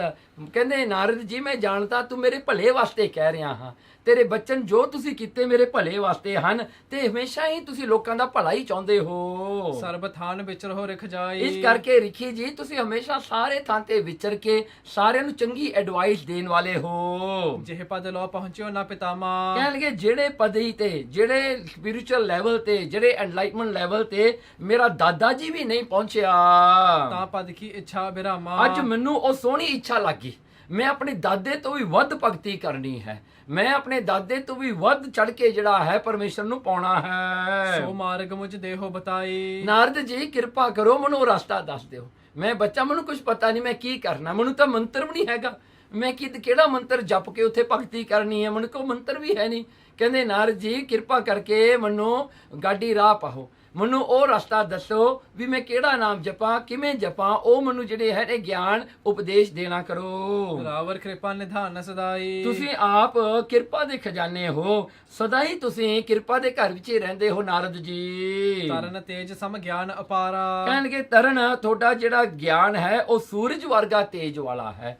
ਸੂਰਜ ਜਿੰਨੇ ਜਿਹੜਾ ਚਾਨਣ ਦਿੰਦਾ ਹੈ ਸੰਸਾਰ ਨੂੰ, ਉਹ ਤੋਂ ਵੱਧ ਤੁਹਾਡਾ ਗਿਆਨ ਹੈ। ਬਿਨਾ ਕਰ ਧਾਰੇ ਸੁਖ ਭਾਰਾ। ਤੁਸੀਂ ਵੀਨਾ ਇੱਕ ਇਨਸਟਰੂਮੈਂਟ ਹੈ ਜੋ ਕਿ ਜਿਹੜਾ ਹੈ ਵਜਾਉਂਦਾ ਹੁੰਦਾ ਹੈ ਨਾਰਦ ਮੁਨੀ। ਕਹਿੰਦਾ ਵੀਨਾ ਕਰ ਧਾਰੇ ਸੁਖ ਭਾਰਾ। ਤੁਸੀਂ ਇਹ ਵੀਨਾ ਆਪਣੇ ਹੱਥ ਵਿੱਚ ਧਰ ਕੇ ਇਸ ਦੇ ਨਾਲ ਤੁਸੀਂ ਸਾਰੇ ਸੰਸਾਰ ਨੂੰ ਸੁਖ ਦੇਣ ਵਾਲੇ ਹੋ। ਸੁਨ ਬਚ ਲਖ ਸਰਦਾ ਜਿਹੇ ਗਾਡੀ। ਜਦੋਂ ਨਾਰਦ ਨੇ ਇਹ ਦੇਖਿਆ ਨਾ, ਜਦੋਂ ਇਹ ਬਚਨ ਸੁਣੇ ਧਰੂ ਜੀ ਦੇ, ਤੇ ਇਹ ਸੁਣ ਕਰਕੇ ਉਹਨਾਂ ਦੀ ਸ਼ਰਧਾ ਪੱਕੀ ਦੇਖੀ ਵੀ ਧਰੂ ਦੀ ਜਿਹੜੀ ਸ਼ਰਧਾ ਪੱਕੀ ਹੈ। ਇਹ ਜਿਹੜਾ ਹੈ ਇਸ ਤਰ੍ਹਾਂ ਨਹੀਂ ਚੱਲਿਆ ਜਿਸ ਤਰ੍ਹਾਂ ਕੋਈ ਇੱਕ ਟੁੱਟ ਉੱਠਿਆ ਬੰਦਾ ਤੁਰ ਪਿਆ, ਗਾਂ ਜਾ ਕੇ ਸੋਚ ਕੇ ਵਾਪਸ ਆ ਗਿਆ, ਇਸ ਤਰ੍ਹਾਂ ਨਹੀਂ ਗਿਆ। ਇਹਨਾਂ ਦਾ ਰਿਦਾ ਪੱਕਾ ਹੈ। ਮਨ ਪ੍ਰਸੰਨਤਾ ਅਦ ਕਹਿ ਬਾਡੀ। ਕਹਿਣਗੇ ਮਨ ਪ੍ਰਸੰਨਤਾ, ਕਹਿਣਗੇ ਮੁਨੀ ਦੇ, ਨਾਰਦ ਮੁਨੀ ਦੇ ਹਿਰਦੇ 'ਚ ਬਹੁਤ ਖੁਸ਼ੀ ਹੋਈ ਉਹਨਾਂ ਦਾ ਇਰਾਦਾ ਪੱਕਾ ਦੇਖ ਕੇ ਧਰੂ ਦਾ। ਕਹਿਣ ਲੱਗਿਓ ਮੈਂ ਪਰਖਤ ਨੀ ਕੇ। ਉਸ ਵੇਲੇ ਨਾਰਦ ਕਹਿੰਦਾ ਮੈਂ ਤਾਂ ਪਰਖਦਾ ਸੀ, ਮੈਂ ਤਾਂ ਤੈਨੂੰ ਟੈਸਟ ਕਰਦਾ ਸੀ। ਉਹ ਬਾਲ ਤਵ ਸਰਦਾ ਹੀ ਕੇ। ਕਹਿਣਗੇ ਉਹ ਬਾਲ, ਕਹਿਣਗੇ ਬਾਲ ਤੇਰੀ ਹਿਰਦੇ ਦੀ ਸ਼ਰਧਾ ਦੇਖ ਕੇ ਮੈਂ ਬੜਾ ਖੁਸ਼ ਹੋਇਆ ਹਾਂ। ਹਿਤ ਕਲਿਆਣ ਪੰਥ ਲਖ ਸੋ। ਤੂੰ ਹਿਤ ਕਲਿਆਣ, ਤੂੰ ਮੁਕਤੀ ਦਾ ਰਸਤਾ ਅਪਣਾ ਲਿਆ ਹੈ। ਹਿਤ, ਤੂੰ ਉਹ ਮੁਕਤੀ ਦਾ ਰਸਤਾ ਆਪਣੇ ਹਿੱਤ, ਆਪਣੇ ਭਲੇ ਵਾਸਤੇ ਤੂੰ ਚੁਣ ਲਿਆ ਹੈ। ਤੇ ਤੂੰ ਤਾਂ ਉਹ ਪਾਥ ਲੈ ਲੈ ਜਿਹੜਾ ਅਲਟੀਮੇਟ ਪਾਥ ਹੈ, ਕਹਿੰਦੇ ਅਲਟੀਮੇਟ ਪਾਥ ਜਿਹੜਾ ਹਰ ਇੱਕ ਮਨੁੱਖ ਨੂੰ ਕਰਨਾ ਚਾਹੀਦਾ ਹੈ। ਤਵ ਜਨਨੀ ਭਾਖਿਓ ਸੁਭ ਜੋ। ਕਹਿਣਗੇ ਜੋ ਤੇਰੀ ਜਨਨੀ ਮਾਤਾ ਨੇ ਤੈਨੂੰ ਉਪਦੇਸ਼ ਦਿੱਤਾ ਉਹ ਠੀਕ ਹੈ, ਬਹੁਤ ਉੱਤਮ ਹੈ। ਸ੍ਰੀ ਕਰਤਾਰ ਸਕਲ ਗੁਣ ਖਾਨੀ। ਸ੍ਰੀ ਕਰਤਾਰ ਪਰਮਾਤਮਾ ਸਾਰੇ ਗੁਣਾਂ ਦਾ ਟ੍ਰੈਸ਼ਰ ਹੈ, ਸਾਰੇ ਵਰਚੂਸ ਦਾ ਟ੍ਰੈਸ਼ਰ ਹੈ, ਖਜ਼ਾਨਾ ਹੈ ਪਰਮਾਤਮਾ। ਤਾਂ ਕੋ ਸੇਵ ਹੋ ਮਨ ਕਰਮ ਵਾਨੀ। ਇਸ ਕਰਕੇ ਉਸ ਪਰਮਾਤਮਾ ਨੂੰ ਮਨ ਬਚ ਕਰਮ ਕਰਕੇ ਤੂੰ ਸਿਮਰਨਾ ਕਰ। ਧਰਮ ਅਰਥ ਕਾਮੰ ਪੁਨ ਸੁਖ ਮੁਖ। ਦੇਖੋ ਚਾਰ ਪਦਾਰਥ ਨੇ, ਚਾਰ ਪਦਾਰਥ ਜੇ ਕੋ ਮੰਗੇ ਸਾਧ ਜਨਾਂ ਕੀ ਸੇਵਾ ਲੱਗੈ। ਉਹ ਚਾਰ ਪਦਾਰਥ ਧਰਮ, ਅਰਥ, ਕਾਮ ਤੇ ਮੋਕਸ਼, ਇਹ ਚਾਰ ਪਦਾਰਥਾਂ ਦੀ ਤੈਨੂੰ ਪ੍ਰਾਪਤੀ ਹੋਵੇਗੀ। ਪਾਇਓ ਚਾਹੇ ਜਿਹੇ ਨਰ ਬਿਨ ਦੋਖਾ। ਦੇਖੋ ਪਾਇਓ ਚਾਹੇ, ਜਿਹੜੇ ਚਾਰ ਪਦਾਰਥਾਂ ਨੂੰ ਪਾਉਣ ਵਾਸਤੇ ਜਿਹੜਾ ਹੈ ਨਨ ਬਿਨ ਦੋਖਾ, ਜਿਹੜੇ ਲੋਕ ਇਹਨੂੰ ਚਾਹੁੰਦੇ ਹਨ, ਤੂੰ ਬਿਨਾ ਕੋਈ ਪਾਪ ਕੀਤੀਆਂ, ਬਿਨਾ ਕੋਈ ਐਸੇ ਉਦਰਬ ਕੀਤੀਆਂ, ਸਾਰੇ ਤੇਰੇ ਚਰਨੀ ਪੈ ਜਾਣਗੇ ਆ ਕੇ। ਸੋ ਇੱਕ ਬਾਸਦੇਵ ਕੀ ਸਰਨਾ। ਬਸ ਇੱਕ ਪਰਮੇਸ਼ਰ ਦੀ ਹੀ ਸ਼ਰਨ ਲੈਣੀ ਚਾਹੀਦੀ ਹੈ। ਪਰ ਉਪਾਵ ਨਾ ਕੋ ਬਰਨਾ। ਇਸ ਕਰਕੇ ਹੋਰ ਕੋਈ ਉਪਾਵ ਨਹੀਂਗਾ ਜੋ ਕਿ ਇਨਸਾਨ ਆਪਣੇ ਗੋਲ, ਆਪਣੇ ਜਿਹੜਾ ਹਨ ਡੈਸਟੀਨੇਸ਼ਨ, ਮੰਜ਼ਿਲ ਤੱਕ ਪਹੁੰਚ ਸਕੇ। ਅਬ ਮਧਬਨ ਜਮਨਾ ਤਟ ਜਾਈ। ਸੋ ਬ੍ਰਿਜ ਭੂਮੀ, ਉੱਥੇ ਇੱਕ ਬਨ ਹੈ ਜਿਹਦਾ ਨਾਮ ਹੈ ਮਧੂਬਨ। ਸੋ ਮਧੂਬਨ ਜੋ ਜਮਨਾ ਦੇ ਕੰਢੇ ਤੇ ਹੈ। ਜਥਾ ਜੋਗ ਆਸਨ ਕੋ ਲਾਈ। ਜਥਾ ਜੋਗ ਆਸਨ ਲਾਉਣ ਵਾਸਤੇ ਉੱਥੇ ਜਿਹੜਾ ਹੈ ਧਰੂ ਪਹੁੰਚ ਗਿਆ। ਸੋ ਇਹ ਸਾਰੀ ਜਿਹੜੀ ਵਾਰਤਾ ਹੈ ਭਾਈ ਗੁਰਦਾਸ ਜੀ ਨੇ ਆਪਣੀ 10ਵੀਂ ਵਾਰ ਜੋ ਕਿ ਪਹਿਲੀ ਪੌੜੀ ਵਿੱਚ ਦੱਸੀ ਹੈ। ਧਰੂ ਹੱਸਦਾ ਕਰ ਆਇਆ, ਕਰ ਪਿਆਰ ਪਿਓ ਕੁਛੜ ਲੀਤਾ। ਸੋ ਧਰੂ ਜਿਹੜਾ ਹੈ ਹੱਸਦਾ ਕਰ ਆਇਆ, ਪਿਓ ਨੇ ਕੁਛੜ ਵਿੱਚ ਲੈ ਲਿਆ ਪਿਆਰ ਨਾਲ, ਬਾਹੋਂ ਪਕੜ ਉਠਾ ਲਿਆ। ਉਸ ਵੇਲੇ ਬਾਂਹ ਤੋਂ ਪਕੜ ਕੇ ਉਠਾ ਲਿਆ, ਮਨ ਵਿੱਚ ਰੋਸ ਮਤਰੇਈ ਕੀਤਾ। ਮਤਰੇਈ ਮਾਂ ਧਰੂ ਦੀ ਜੋ ਸਰੂਚੀ ਹੈ, ਉਸਨੇ ਆਪਣੇ ਮਨ 'ਚ ਬੜਾ ਕ੍ਰੋਧ ਕੀਤਾ। ਭਾਈ ਗੁਰਦਾਸ ਜੀ ਕਹਿੰਦੇ ਹਨ, ਡੁਡਹੀ ਲਿਕਾ ਮਾਂ ਪੁੱਛੈ, ਤੂੰ ਸਾਵਾਣੀ ਹੈ ਕਿ ਸੁਰੀਤਾ। ਕਹਿੰਦਾ ਜਾ ਕੇ ਰੋਂਦਾ ਹੋਇਆ ਨਿਮਾਣਾ ਜਾ ਹੋ ਕੇ ਧਰੂ ਆਪਣੀ ਮਾਂ ਨੂੰ ਜਾ ਕੇ ਪੁੱਛਦਾ ਹੈ, ਕਹਿੰਦਾ ਤੂੰ ਰਾਣੀ ਹੈ ਜਾਂ ਨੌਕਰਾਣੀ ਹੈ, ਤੂੰ ਰਾਣੀ ਹੈ ਜਾਂ ਸਰਵੈਂਟ ਹੈ ਘਰ ਦੀ ਇਹ ਬਾਦਸ਼ਾਹ ਦੀ। ਫਿਰ ਉਹਦੀ ਮਾਂ ਜਿਹੜੀ ਸੁਨੀਤਾ ਹੈ ਉਹ ਆਪਣੇ ਧਰੂ ਪੁੱਤਰ ਨੂੰ ਕਹਿੰਦੀ ਹੈ, ਸਾਵਾਣੀ ਹਾਂ ਜਨਮ ਦੀ। ਕਹਿੰਦੀ ਹਾਂ ਮੈਂ ਸਵਾਣੀ ਹਾਂ, ਮੈਂ ਰਾਣੀ ਤਾਂ ਹਾਂ ਜਨਮ ਦੀ। ਨਾਮ ਨਾ ਭਗਤੀ ਕਰਮ ਦ੍ਰਿੜਤਾ। ਕਹਿੰਦੇ ਮੈਂ ਨਾਮ ਨਹੀਂ ਜਪਿਆ, ਮੈਂ ਭਗਤੀ ਨਹੀਂ ਕੀਤੀ, ਇਸ ਕਰਕੇ ਰਾਣੀ ਦੇ ਜਨਮ ਵਿੱਚ ਆ ਕੇ ਵੀ ਮੈਂ ਨੌਕਰਾਣੀ ਤੋਂ ਵੀ ਜ਼ਿਆਦਾ ਜਿਹੜਾ ਹਾਂ ਵਸ ਹਾਂ, ਮੈਂ ਉਹ ਪਦਵੀ ਤੇ ਵੀ ਨਾ ਰਹਿ ਸਕੀ। ਤਾਂ ਉਸ ਵੇਲੇ ਜਿਹੜਾ ਹੈ ਭਾਈ ਗੁਰਦਾਸ ਜੀ ਬੜਾ ਸੁੰਦਰ ਲਿਖਦੇ ਹਨ। ਧਰੂ ਪੁੱਛਦਾ ਆਪਣੀ ਮਾਂ ਨੂੰ, ਕਹਿੰਦਾ ਕਿਸ ਉਦਮ ਤੇ ਰਾਜ ਮਿਲੇ। ਹੇ ਮਾਤਾ ਮੈਨੂੰ ਦੱਸ ਕਿਹੜੇ ਉਦਮ ਨਾਲ, ਕੀ ਕਰਨ ਨਾਲ ਮੈਨੂੰ ਰਾਜ ਮਿਲ ਸਕਦਾ ਹੈ। ਤੇ ਦੂਜਾ ਕਹਿੰਦੇ ਸ਼ਤਰੂ ਤੇ ਹੋ ਤੇ ਜਾਂ ਸ਼ਤਰੂ ਤੇ ਸਭ ਹੋਵਣ ਮੀਤਾ। ਸਾਰੇ ਮੇਰੇ ਸ਼ਤਰੂ ਜਿਹੜੇ ਹਨ ਮੇਰੇ ਮਿੱਤਰ ਬਣ ਜਾਣ। ਆਲ ਮਾਈ ਐਨਮੀਜ਼ ਬਿਕਮਸ ਮਾਈ ਫਰੈਂਡ। ਮੈਂ ਕੀ ਕਰਾਂ, ਮੈਂ ਐਸਾ ਕਿਹੜਾ ਉਦਮ ਕਰਾਂ। ਤਾਂ ਉਸ ਵੇਲੇ ਉਹਦੀ ਮਾਂ ਸੁਨੀਤਾ ਨੇ ਕਿਹਾ, ਪਰਮੇਸ਼ਰ ਆਰਾਧੀ ਹੈ। ਹੇ ਪੁੱਤਰ ਪਰਮੇਸ਼ਰ ਦੀ ਆਰਾਧਨਾ ਕਰ, ਪਰਮੇਸ਼ਰ ਦੀ ਭਗਤੀ ਕਰ। ਜਿੱਦੂ ਹੋਈਐ ਪਤਤ ਪੁਨੀਤਾ, ਜਿਹਦੇ ਕਰਕੇ ਵੱਡੇ ਵੱਡੇ ਪਾਪੀ ਵੀ ਜਿਹੜੇ ਹਨ ਪਵਿੱਤਰ ਹੋ ਜਾਂਦੇ ਹਨ। ਉਹ ਪਰਮਾਤਮਾ ਦੀ ਤੂੰ ਭਗਤੀ ਕਰ। ਸੋ ਧਰੂ ਫਿਰ ਭਾਈ ਗੁਰਦਾਸ ਜੀ ਲਿਖਦੇ ਹਨ, ਬਾਹਰ ਚੱਲਿਆ ਕਰਨ ਤਪ। ਧਰੂ ਫਿਰ ਜਿਹੜਾ ਹੈ ਆਪਣੇ ਮਹਿਲਾਂ ਨੂੰ ਛੱਡ ਕੇ ਜਾ ਕਰਕੇ ਰਸਤੇ ਪੈ ਗਿਆ, ਮਧੂਬਨ ਦੇ ਵੱਲ ਚੱਲਿਆ ਹੈ ਭਗਤੀ ਕਰਨ ਵਾਸਤੇ। ਮਨ ਬੈਰਾਗੀ ਹੋਏ ਅਤੀਤਾ, ਮਨ ਵਿੱਚ ਬੈਰਾਗ ਹੈ, ਅਤੀਤਾਂ ਦਾ ਰਸਤਾ ਪਕੜ ਲਿਆ, ਸਭ ਕੁਝ ਪਿੱਛੇ ਛੱਡ ਕੇ ਕੱਲਾ ਜਿਹੜਾ ਧਰੂ ਹੈ ਤੁਰ ਪਿਆ 5 ਸਾਲਾਂ ਦੀ ਉਮਰ ਵਿੱਚ। ਤੇ ਰਸਤੇ ਦੇ ਵਿੱਚ ਨਾਰਦ ਮੁਨ ਉਪਦੇਸਿਆ। ਜਿਵੇਂ ਆਪ ਜੀ ਨੇ ਹੁਣੇ ਸਾਖੀ ਸੁਣੀ ਹੈ ਕਿ ਨਾਰਦ ਮੁਨੀ ਰਸਤੇ ਵਿੱਚ ਮਿਲਿਆ, ਉਹਨੇ ਉਪਦੇਸ਼ ਦਿੱਤਾ ਧਰੂ ਨੂੰ, ਤੇ ਧਰੂ ਨੇ ਉਹਨਾਂ ਨੂੰ ਗੁਰੂ ਧਾਰਨ ਕੀਤਾ ਨਾਰਦ ਨੂੰ, ਤਾਂ ਨਾਮ ਨਿਧਾਨ ਅਮਿਓ ਰਸ ਪੀਤਾ। ਫਿਰ ਧਰੂ ਜਿਹੜਾ ਸੀਗਾ ਜਿਹੜਾ ਹੈ ਜਿਹਦੇ ਕਰਕੇ ਉਹਨੂੰ ਨਾਮ ਦਾ ਖਜ਼ਾਨਾ ਪ੍ਰਾਪਤ ਹੋਇਆ, ਨਾਰਦ ਮੁਨੀ ਨੂੰ ਆਪਣਾ ਗੁਰੂ ਧਾਰਨ ਕਰਕੇ। ਤੇ ਅਮਿਓ ਉਹੀ ਜਿਹੜਾ ਨਾਮ ਹੈ ਉਹ ਜਿਹੜਾ ਹੈ ਬਿਨਾਂ ਮੁੱਕਣ ਤੋਂ ਅਨਐਗਜ਼ੌਸਟਡ ਜਿਹੜੀਆਂ ਹਨ ਅੰਮ੍ਰਿਤ ਦੀਆਂ ਧਾਰਾਂ ਨੂੰ, ਨਾਮ ਰੂਪੀ ਧਾਰਾਂ ਅੰਮ੍ਰਿਤ ਨੂੰ ਉਹ ਜਿਹੜਾ ਹੈ ਮਾਣਨ ਲੱਗਿਆ, ਇੰਜੋਏ ਕਰਨ ਲੱਗਿਆ। ਤਾਂ ਪਿੱਛੋਂ ਰਾਜੇ ਸੱਦਿਆ। ਕੀ ਹੋਇਆ? ਰਾਜੇ ਨੇ ਪਿੱਛੋਂ ਜਦੋਂ ਪਤਾ ਲੱਗਿਆ ਮੇਰਾ 5 ਸਾਲ ਦਾ ਪੁੱਤਰ ਧਰੂ ਚੱਲਿਆ ਹੈ ਭਗਤੀ ਵਾਸਤੇ, ਤਾਂ ਉਹਨੇ ਆਪਣੇ ਬੰਦੇ ਭੇਜ ਦਿੱਤੇ, ਆਪਣੇ ਗਾਰਡ ਭੇਜ ਦਿੱਤੇ, ਕਹਿੰਦੇ ਸੱਦ ਕੇ ਲਿਆਓ ਧਰੂ ਨੂੰ। ਤੇ ਕਹਿੰਦੇ ਉਸ ਵੇਲੇ ਧਰੂ ਨੂੰ ਜਦੋਂ ਜਾ ਕੇ ਕਿਹਾ ਤੇਰਾ ਪਿਤਾ ਸੱਦ ਰਿਹਾ ਹੈ, ਹੁਣੇ ਤੈਨੂੰ ਅੱਧਾ ਰਾਜ ਦੇਣ ਨੂੰ ਤਿਆਰ ਹੈ।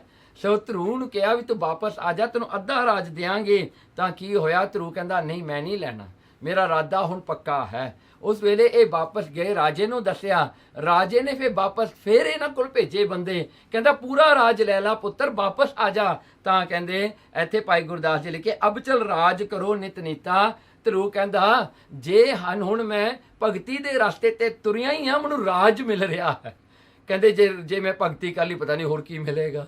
ਇਸ ਕਰਕੇ ਭਾਈ ਗੁਰਦਾਸ ਜੀ ਕਹਿੰਦੇ ਅਬ ਚਲ ਰਾਜ, ਕਹਿਣਗੇ ਉਹ ਧਰੂ ਨੂੰ ਉਹ ਰਾਜ ਮਿਲਿਆ ਜਿਹੜਾ ਅਬ ਚਲ ਹੈ, ਨਹੀਂ ਕਿਤੇ ਜਾਣ ਵਾਲਾ, ਨਹੀਂ ਕਿਸੇ ਤੋਂ ਖਿੱਚਣ ਵਾਲਾ, ਨਹੀਂ ਕੋਈ ਦੁਸ਼ਮਣ ਦੀ ਅੱਖ ਵਿੱਚ ਆਉਣ ਵਾਲਾ। ਕਹਿੰਦਾ ਨਿਤ ਜਿਹੜਾ ਹਨ ਉਹ ਨਿਤ ਨੀਤਾ ਹਮੇਸ਼ਾ ਰਹਿਣ ਵਾਲਾ ਰਾਜ ਉਹ ਪਰਮੇਸ਼ਰ ਦੀ ਭਗਤੀ ਕਰਕੇ ਉਸ ਨੂੰ ਪ੍ਰਾਪਤ ਹੋਇਆ।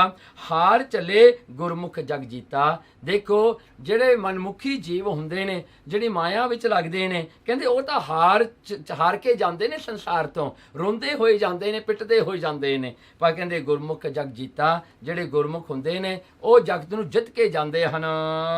ਭਲ ਬਿਦ ਸਾਧੋ ਪ੍ਰਾਣੰ ਯਾਮਾ। ਸੋ ਕਹਿੰਦੇ ਉਸ ਵੇਲੇ ਨਾਰਦ ਮੁਨੀ ਨੇ ਉਪਦੇਸ਼ ਇਹ ਦਿੱਤਾ, ਕਹਿੰਦੇ ਬੱਚੇ ਹੁਣ ਤੂੰ ਇਹ ਕਰੀ, ਮਧੂਬਨ ਵਨ ਵਿੱਚ ਜਾ ਕੇ ਉਹੀ ਜਿਹੜਾ ਜਮਨਾ ਦੇ ਕਿਨਾਰੇ ਉੱਥੇ ਬੈਠ ਕੇ ਤੂੰ ਭਗਤੀ ਕਰ।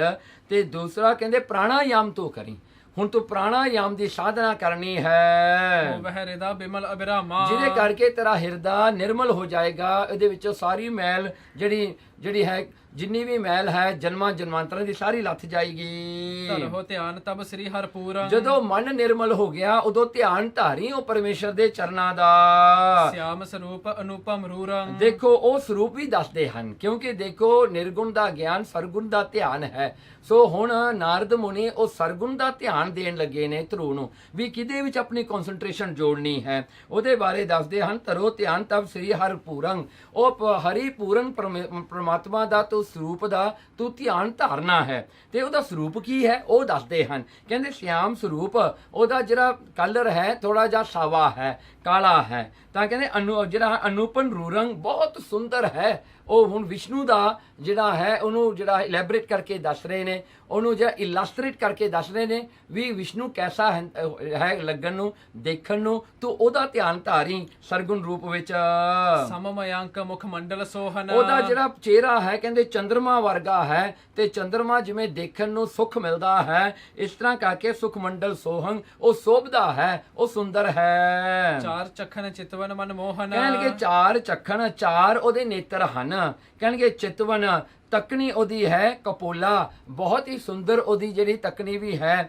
ਤੇ ਇਸ ਕਰਕੇ ਜਿਹੜਾ ਹੈ ਮਨ ਮੋਹਨ, ਮਨ ਨੂੰ ਮੋਹਣ ਵਾਲੀ ਹੈ। ਮੰਦ ਮੰਦ ਮੁਸਕਿਆਨ ਕਪੋਲਾ, ਕਹਿਣਗੇ ਉਹਦੇ ਬੁੱਲ ਜਿਹੜੇ ਹਨ ਮੰਦ ਮੰਦ ਥੋੜੇ ਥੋੜੇ ਮੁਸਕਰਾਉਂਦੇ ਹੁੰਦੇ ਹਨ ਹਰ ਵੇਲੇ। ਅਦਰ ਅਰਨ ਛਬ ਬਣੀ ਅਮੋਲਾ, ਤੇ ਉਹਨਾਂ ਦੇ ਬੁੱਲ ਲਾਲ ਰੰਗ ਦੇ ਹਨ ਜੋ ਬੜੀ ਸ਼ੋਭਾ ਪਾਉਂਦੇ ਹਨ।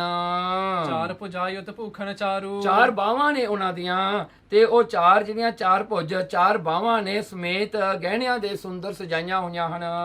ਗਦਾ ਚੱਕਰ ਦਰ ਅੰਬੁਜ ਧਾਰੂ, ਕੀ ਉਹਨਾਂ ਦੀਆਂ ਚਾਰ ਬਾਹਾਂ 'ਚ ਇੱਕ 'ਚ ਗਦਾ ਹੈ, ਇੱਕ 'ਚ ਚੱਕਰ ਹੈ, ਇੱਕ ਵਿੱਚ ਜਿਹੜਾ ਹੈ ਦਰ ਸ਼ੰਖ ਫੜਿਆ ਹੋਇਆ ਹੈ, ਤੇ ਇੱਕ ਵਿੱਚ ਕਵਲ ਫੁੱਲ ਹੈ ਪਦਮ। ਸੁਰਤ ਕੁੰਡਲ ਤਨ ਪੀਤ ਦੁਕੂਲਾ, ਤੇ ਕੰਨਾਂ ਵਿੱਚ ਜਿਹੜੇ ਹਨ ਕੁੰਡਲ ਪਾਏ ਹੋਏ ਹਨ, ਤਨ ਪੀਤ ਜਿਹੜੇ ਉਹਨਾਂ ਦੇ ਜਿਹੜੇ ਕੋਸਟਿਊਮ ਹਨ ਜਾਂ ਉਹਨਾਂ ਦਾ ਜਿਹੜਾ ਅਟਾਇਰ ਆ ਉਹ ਪੀਲੇ ਰੰਗ ਦਾ ਹੈ। ਕਟ ਤਟ ਕਿੰਕਨ ਸਭ ਛਬ ਮੂਲਾ, ਲੱਕ ਦੇ ਆਲੇ ਦੁਆਲੇ ਤੜਾਗੀ ਬੰਨੀ ਹੋਈ ਹਨ ਤੇ ਕਿੰਕਨ ਜਿਹੜੀ ਹੈ ਸਾਰੀ ਹੀ ਸੁੰਦਰਤਾ ਦਾ ਮੂਲ ਹੈ। ਜਿਵੇਂ ਪੱਗ ਮਹਿਨ ਉਪਰ ਬੱਜਤ ਸੁਹਾਵਨ, ਉਹਨਾਂ ਦੇ ਜਿਹੜੇ ਹਨ ਪੈਰਾਂ 'ਚ ਝਾਂਜਰਾਂ ਹਨ ਜੋ ਵੱਜਦੀਆਂ ਹਨ, ਬਹੁਤ ਸੁੰਦਰ ਆਵਾਜ਼ ਦਿੰਦੀਆਂ ਹਨ। ਕੰਠ ਵਿਖੈ ਮਨ ਸੁਠ ਮਨ ਭਾਵਨ, ਉਹਨਾਂ ਦੇ ਕੰਠ ਵਿੱਚ ਗਲੇ ਦੇ ਵਿੱਚ ਕਹਿੰਦੇ ਮਣੀਆਂ ਦੇ ਹਾਰ ਪਹਿਨੇ ਹੋਏ ਹਨ ਜੋ ਬੜੇ ਹੀ ਸੁੰਦਰ ਹਨ, ਮਨ ਨੂੰ ਚੰਗੇ ਲੱਗਣ ਵਾਲੇ ਹਨ।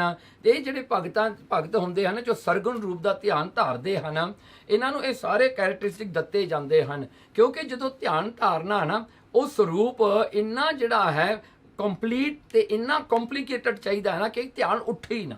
ਜੇ ਕਿਤੇ ਜਿਹੜੇ ਹਨ ਜਿਵੇਂ ਹੁਣ ਇਹਨਾਂ ਨੂੰ ਧਿਆਨ ਦਾ ਜਿਹੜਾ ਹੈ ਉਪਦੇਸ਼ ਦੇ ਰਿਹਾ ਨਾਰਦ ਵੀ ਜੇ ਤੂੰ ਜਿਹੜਾ ਵਿਸ਼ਨੂੰ ਚਿਹਰਾ ਹੀ ਦੇਖੀ ਜਾਵੇਂ ਨਾ ਤਾਂ ਇੱਕ ਇੱਕ ਚੀਜ਼ ਨੂੰ ਦੇਖ ਕੇ ਕਿੰਨਾ ਸਮਾਂ ਲੰਘ ਜਾਣਾ। ਫਿਰ ਤੋਂ ਉਹਨਾਂ ਦੇ ਗਲ ਤੱਕ ਆ, ਉਹਨਾਂ ਦੀ ਮਾਲਾ ਵੱਲ ਦੇਖੋ ਉੱਥੇ ਹੀ ਮਨ ਟਿਕਿਆ ਰਹਿਣਾ ਤੇਰਾ।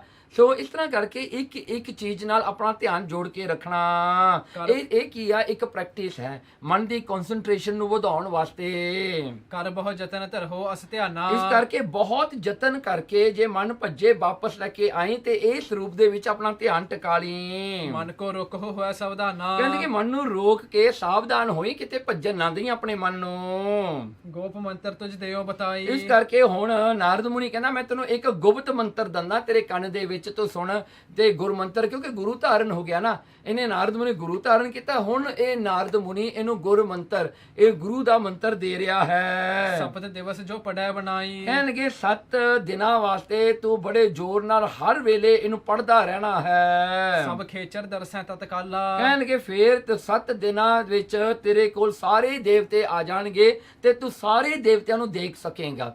7 ਦਿਨ ਇਹ ਮੰਤਰ ਪੜਨ ਦੇ ਨਾਲ ਤੁਹਾਨੂੰ ਸਾਰੇ ਦੇਵਤੇ ਦਿਸਣ ਲੱਗ ਜਾਣਗੇ। ਭਾਵ ਹੈ ਅਭਿਮਤ ਸੂਖ ਵਿਸਾਲਾ, ਤੇ ਭਾਵ ਹੈ ਅਭਿਮਤ ਕਹਿੰਦੇ ਮਨ ਦੀਆਂ ਇੱਛਾਵਾਂ ਤੇਰੀਆਂ ਪੂਰੀਆਂ ਹੋ ਜਾਣਗੀਆਂ। ਸਿਰਫ 7 ਦਿਨ ਇਹਨੂੰ ਜਪਣ ਕਰਕੇ ਹੀ ਤੈਨੂੰ ਤੇਰੀਆਂ ਮਨ ਦੀਆਂ ਇੱਛਾਵਾਂ ਪੂਰੀਆਂ ਹੋਣ ਲੱਗ ਜਾਣਗੀਆਂ। ਤੇ ਉਹ ਮੰਤਰ ਕਿਹੜਾ ਹੈ ਉਹ ਦੱਸੋ। ਓ ਨਮ ਵਾਸਦੇਵ ਭਗਤ ਕੋ, ਹਾਂ ਓ ਨਮ ਵਾਸਦੇਵ ਭਗਤ ਕੋ। ਸੋ ਇਹ ਜਿਹੜਾ ਮੰਤਰ ਦਿੱਤਾ ਜੀ ਨਾਰਦ ਮੁਨੀ ਨੇ ਧਰੂ ਜੀ ਨੂੰ, ਜਪੈ ਕਰਨ ਮਨ ਕੋ ਕਰ ਥਿਤ ਕੋ, ਕਹਿਣ ਲੱਗੇ ਮਨ ਜਿਹੜਾ ਮਨ ਹੈ ਮਨ ਕਰਕੇ ਇਹਨੂੰ ਜਿਹੜਾ ਹੈ ਜਪਣਾ ਹੈ ਮਨ ਦੀ ਫੋਕਸ ਦੇ ਨਾਲ। ਦੇਖੋ ਹੁਣ ਸਰਗੁਣ ਦੀ ਵੀ ਇਹਨੂੰ ਦੇਤੀ ਵੀ ਸਰਗੁਣ ਸਰੂਪ ਵਿੱਚ ਤੂੰ ਧਿਆਨ ਇਸ ਤਰ੍ਹਾਂ ਜੋੜਨਾ ਹੈ, ਫਿਰ ਤੂੰ ਨਾਮ ਇਸ ਮੰਤਰ ਦਾ ਜਪਣਾ ਹੈ। ਪੂਜਾ ਕਰ ਹੈ ਸਰਬ ਪ੍ਰਕਾਰੀ, ਕਿ ਪੂਜਾ ਕਰੀ ਉਸ ਪਰਮੇਸ਼ਰ ਦੀ, ਆਪਣਾ ਜਿਹੜਾ ਡਿਵੋਸ਼ਨ ਜਿਹੜਾ ਹੈ ਉਹਦਾ ਡਿਵੋਟੀ ਬਣ ਕੇ ਉਹਦੀ ਡਿਵੋਸ਼ਨ ਕਰੀ ਹਰ ਵੇਲੇ। ਚੰਦਨ ਪੁਸ਼ਪਾਦਿਕ ਹਿਤ ਧਾਰੀ, ਜੋ ਚੰਦਨ ਹਨ ਜਿੰਨੇ ਵੀ ਜਿਹੜੇ ਹਨ ਖੁਸ਼ਬੂਦਾਰ ਜਿਹੜੇ ਫੁੱਲ ਹਨ ਸਾਰੇ ਜੋ ਮਨ ਨੂੰ ਚੰਗੇ ਲੱਗਣ ਵਾਲੇ ਹਨ। ਸਭ ਬਿਦ ਸੁਨੀ ਧਰੁਵ ਨਿਜ ਸਰੋਨਾ, ਦੇਖੋ ਕਹਿੰਦੇ ਫਿਰ ਭੇਟਾ ਵੀ ਦੇਣੀ ਆ ਨਾ। ਕਹਿੰਦੇ ਭੇਟਾ ਆਪਣੇ ਮਨ ਵਿੱਚ ਤੂੰ ਹਮੇਸ਼ਾ ਚੰਦਨ ਦੀ ਚੰਗੇ ਫੁੱਲਾਂ ਦੀ ਭੇਟਾ ਉਹਨਾਂ ਦੇ ਚਰਨਾਂ ਤੇ ਚੜਾਉਂਦਾ ਰਿਹਾ ਕਰ ਆਪਣੇ ਧਿਆਨ ਵਿੱਚ। ਸਭ ਬਿਦ ਸੁਨੀ ਧਰੁਵ ਨਿਜ ਸੋਨਾ, ਤੇ ਇਹ ਜਿਹੜੀਆਂ ਉਪਦੇਸ਼ ਸੀਗਾ ਨਾਰਦ ਮੁਨੀ ਦਾ ਧਰੂ ਨੇ ਬੜੇ ਧਿਆਨ ਨਾਲ ਸੁਣਿਆ। ਪੁਨ ਪਦ ਬੰਦ ਕੀਓ ਬਨ ਗੌਨਾ, ਉਹਨੇ ਜਿਹੜਾ ਹੈ ਧਰੂ ਨੇ ਨਾਰਦ ਮੁਨੀ ਦੇ ਚਰਨਾਂ ਤੇ ਮੱਥਾ ਟੇਕ ਦਿੱਤਾ। ਮੱਥਾ ਟੇਕ ਕਰਕੇ ਨਮਸਕਾਰ ਕਰਕੇ ਤੁਰ ਪਿਆ ਜੀ ਹੁਣ ਮਧੂਬਨ ਨੂੰ। ਪਹੁੰਚਿਓ ਮਧੁਬਨ ਤਪਹਿ ਅਰੰਭਾ, ਉਹਨੇ ਮਧੂਬਨ ਪਹੁੰਚ ਕੇ ਆਰਾਧਨਾ ਕਰਨੀ ਸ਼ੁਰੂ ਕਰਤੀ, ਉਹਨੇ ਭਗਤੀ ਕਰਨੀ ਸ਼ੁਰੂ ਕਰਤੀ ਉਸੇ ਵੇਲੇ। ਜਹ ਰਵ ਤਨਿਆ ਪਾਵਨ ਅੰਬਾ, ਕਹਿਣਗੇ ਜਿਵੇਂ ਜਿਹੜਾ ਰਵ ਤਨਿਆ ਹੁੰਦੀ ਆ ਸੂਰਜ ਦੀ ਪੁੱਤਰੀ ਜਿਹੜੀ ਕਿ ਜਮਨਾ ਜਿਹੜੀ ਰਿਵਰ ਹੈ। ਕਹਿੰਦੇ ਉੱਥੇ ਜਿੱਥੇ ਜਿਹੜਾ ਹਨ ਬੜਾ ਪਾਵਨ ਜਿਹਦਾ ਜਲ ਬਹੁਤ ਪਿਓਰ ਹੈ, ਸਾਫ਼ ਜਲ ਵਾਲੀ ਜਮਨਾ ਦੇ ਕਿਨਾਰੇ ਇਹ ਧਰੂ ਬੈਠ ਗਿਆ ਭਗਤੀ ਕਰਨ ਵਾਸਤੇ। ਚਲ ਨਾਰਦ ਨਿਰਪ ਕੇ ਢਿੱਗ ਆਵਾ, ਚੱਲ ਨਾਰਦ ਮੁਨੀ ਨੇ ਕੀ ਕੀਤਾ ਜਦੋਂ ਧਰੂ ਨੂੰ ਉਪਦੇਸ਼ ਦੇ ਕੇ ਆ ਗਿਆ ਇਹ ਚੱਲ ਕਰਕੇ ਰਾਜੇ ਕੋਲ ਗਿਆ, ਉਤਾਨਪਦ ਰਾਜੇ ਕੋਲ ਗਿਆ ਵਾਪਸ।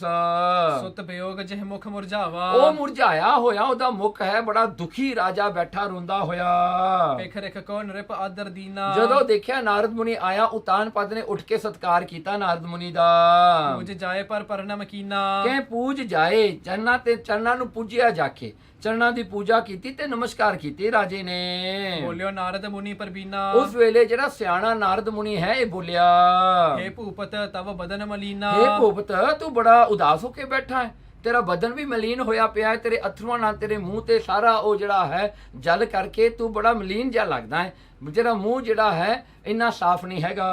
ਧਰਮ ਅਰਥ ਕੋ ਬਿਗੜਿਓ ਆਜੂ, ਕਹਿਣ ਲੱਗੇ ਕੀ ਤੇਰਾ ਧਰਮ ਅਰਥ ਵਿੱਚ ਕੀ ਵਿਗੜ ਗਿਆ?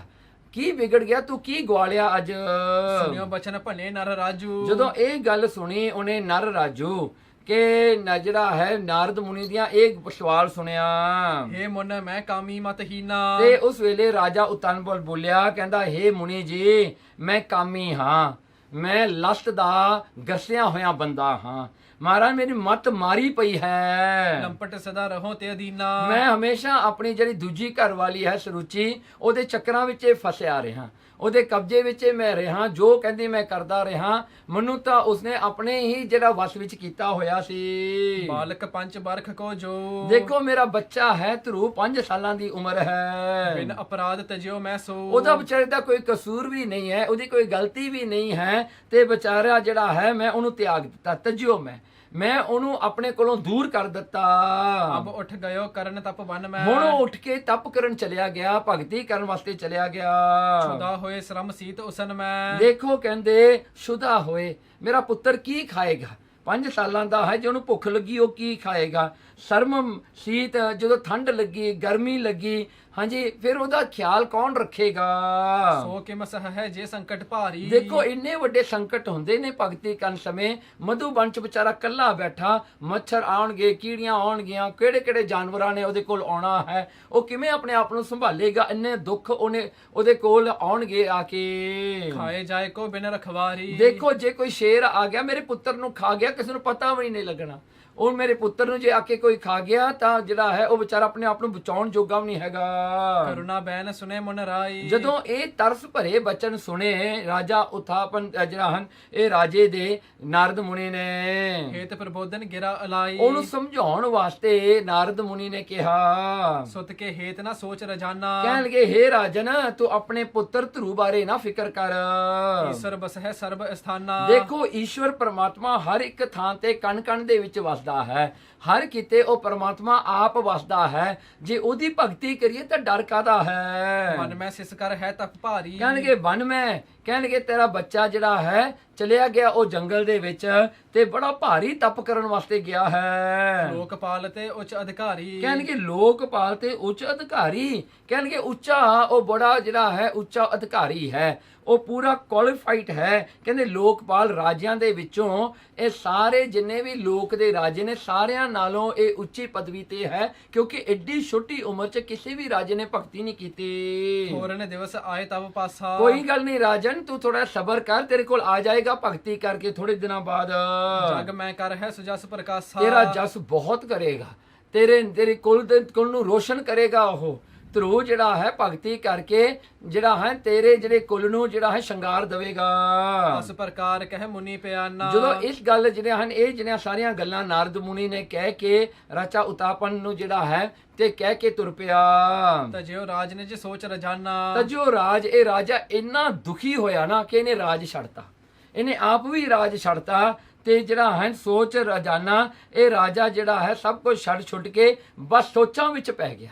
ਇਹਨੂੰ ਪਛਤਾਵਾ ਵੀ ਹੈ, ਆਪਣੇ ਆਪ ਨੂੰ ਪਛਤਾਵਾ ਵੀ ਲਿਆਉਂਦਾ ਹੈ ਤੇ ਦੁਖੀ ਵੀ ਬਹੁਤ ਹੈ। ਇਹਨੇ ਰਾਜ ਕਰਨਾ ਛੱਡ ਦਿੱਤਾ। ਧਰੁਵਤ ਹੈ ਕਰਨ ਲੱਗਿਓ ਤਪ ਭਾਰੀ। ਤੇ ਇਧਰੋਂ ਧਰੂ ਜਿਹੜਾ ਸੀਗਾ ਤਪ ਕਰਨ ਲੱਗ ਗਿਆ, ਬਹੁਤ ਭਾਰੀ ਤਪ ਕੀਤਾ। ਤੀਸਰ ਦਿਨ ਫਲ ਖਾਏ ਆਹਾਰੀ। ਦੇਖੋ 3 ਦਿਨ ਭੁੱਖਾ ਰਹਿੰਦਾ ਸੀ, 3 ਦਿਨਾਂ ਤੋਂ ਬਾਅਦ ਹੀ ਕਹਿੰਦੇ ਕੁਝ ਕੁ ਫਲ ਖਾਇਆ ਖਾਂਦਾ ਸੀ ਜਿਹੜੇ ਜੰਗਲਾਂ ਵਿੱਚ ਲੱਗਦੇ ਸਨ। ਉਹ ਬਣ ਵਿੱਚ ਮਧੂਬਨ 'ਚ ਜਿੰਨੇ ਵੀ ਫਲ ਸਨ 3 ਦਿਨਾਂ ਬਾਅਦ ਹੀ ਖਾਇਆ ਕਰਦਾ ਸੀ, 3 ਦਿਨ ਭੁੱਖਾ ਰਿਹਾ ਕਰਦਾ ਸੀ। ਪੂਜਤ ਯੋ 1 ਮਾਸ ਬਿਤਾਇਓ। ਕਹਿਣ ਲੱਗੇ ਪੂਜਤ ਇਉਂ ਜਿਹੜਾ ਹਨ ਭਗਤੀ ਕਰਦਿਆਂ 1 ਮਹੀਨਾ ਬੀਤ ਗਿਆ। ਤੀਜੇ ਦਿਨ ਇਹਨੇ ਭੋਜਨ ਖਾਣਾ ਤੇ 1 ਮਹੀਨਾ ਇਹਨੇ ਜਿਹੜਾ ਲੰਘਾ ਦਿੱਤਾ ਇਸੇ ਤਰ੍ਹਾਂ। ਸਰ ਮਾਸ ਤ੍ਰਿਣਨ ਕੋ ਖਾਇਓ। ਦੂਸਰਾ ਮਹੀਨਾ ਜਦੋਂ ਚੜਿਆ ਇਹ ਜਿਹੜਾ ਹੈ ਤਿਰਨ ਖਾਣ ਲੱਗ ਪਿਆ। ਜਿਹੜੇ ਬੂਟੇ ਦੇ ਡਿੱਗਦੇ ਹੋਏ ਛਿੱਲੜ ਹਨ ਉਹ ਖਾ ਕੇ ਜਿਹੜਾ ਹਨ ਗੁਜ਼ਾਰਾ ਕਰਨ ਲੱਗਿਆ। ਸੁੱਕੇ ਪਰਨ ਤੀਸਰੇ ਮਾਸਾ। ਦੇਖੋ ਤੀਸਰੇ ਮਹੀਨੇ ਦੇ ਵਿੱਚ ਇਹਨੇ ਜਿਹੜਾ ਹੈ ਸੁੱਕੇ ਜਿਹੜੇ ਹਨ ਉਹਦੇ ਬੱਖ ਹੁੰਦੇ ਹਨ, ਉਹ ਜਿਹੜੇ ਹਨ ਜਾਂ ਜਿਹੜੇ ਪੱਤੇ ਡਿੱਗਦੇ ਹਨ ਜਾਂ ਟਾਹਣੀਆਂ ਜਿਹੜੀਆਂ ਡਿੱਗਦੀਆਂ ਸੁੱਕੀਆਂ ਹੋਈਆਂ ਉਹੀ ਚੁੱਕ ਕੇ ਖਾ ਲੈਂਦਾ ਸੀ। ਖਾਏ ਰਹਿ ਸਿਮਰੈ ਸੁਖ ਰਾਸਾ। ਸੋ ਜਿਹੜਾ ਇੰਨਾ ਥੋੜਾ ਖਾਣ ਲੱਗ ਗਿਆ, ਦਿਨੋਂ ਦਿਨ ਇਹਦੀ ਖੁਰਾਕ ਇਹਦਾ ਖਾਣਾ ਘਟਦਾ ਗਿਆ ਤੇ ਜਿਹੜਾ ਹੈ ਖਾਏ ਰਹੇ। ਕਹਿੰਦੇ ਇੰਨਾ ਥੋੜਾ ਖਾ ਕੇ ਤੇ ਸਿਮਰਨ ਨੂੰ ਚਲ ਗਿਆ ਰਹਿੰਦਾ ਸੀ ਸਾਰਾ ਦਿਨ। ਨਵ ਮੈਂ ਦਿਵ ਪਾਏ ਮੁਖ ਸੋ। ਇੱਥੇ ਨਵ ਮੈਂ ਦਿਵਸ 9ਵੇਂ ਦਿਨ ਇਹਨੇ ਕੁਝ ਖਾਣਾ ਜੀ। 9ਵੇਂ ਦਿਨ ਤੇ 9 ਦਿਨਾਂ ਬਾਅਦ ਹੀ ਇਹਨੇ ਆਪਣੇ ਮੁਖ ਤੇ ਕੁਝ ਰੱਖਣਾ ਖਾਣਾ। ਨੀਰ ਪਰਨ ਸੁੱਕੇ ਹੈ ਜੋ, ਕਹਿਣ ਲੱਗੇ ਜੋ ਨੀਰ ਤੋਂ ਬਿਲਕੁਲ ਸੁੱਕੇ ਪੱਤੇ ਹਨ, ਜਿਹੜੇ ਬਿਲਕੁਲ ਪਾਪੜਾ ਵਾਂਗੂ ਬਣ ਜਾਂਦੇ ਹਨ, ਸੁੱਕੇ ਹੋਏ, ਉਹੀ ਚੁੱਕ ਕੇ ਖਾਂਦਾ ਸੀ 9 ਦਿਨਾਂ ਬਾਅਦ। 9 ਦਿਨਾਂ ਬਾਅਦ 2-3 ਪੱਤੇ ਚੱਕ ਕੇ ਖਾਂਦਾ ਸੀ। ਚੌਥੇ ਮਾਸ ਬਹੁਰ ਜਬ ਆਇਓ, ਜਦੋਂ ਚੌਥਾ ਮਹੀਨਾ ਚੜਿਆ ਉਸ ਵੇਲੇ ਧਰੂ ਨੇ ਕੀ ਕੀਤਾ? ਦਵਾਦਸ ਦਿਵਸਨ ਮੈਂ ਤਬ ਖਾਇਓ, 12 ਦਿਨਾਂ ਬਾਅਦ ਹੀ ਕੁਝ ਖਾਇਆ ਕਰਦਾ ਸੀਗਾ।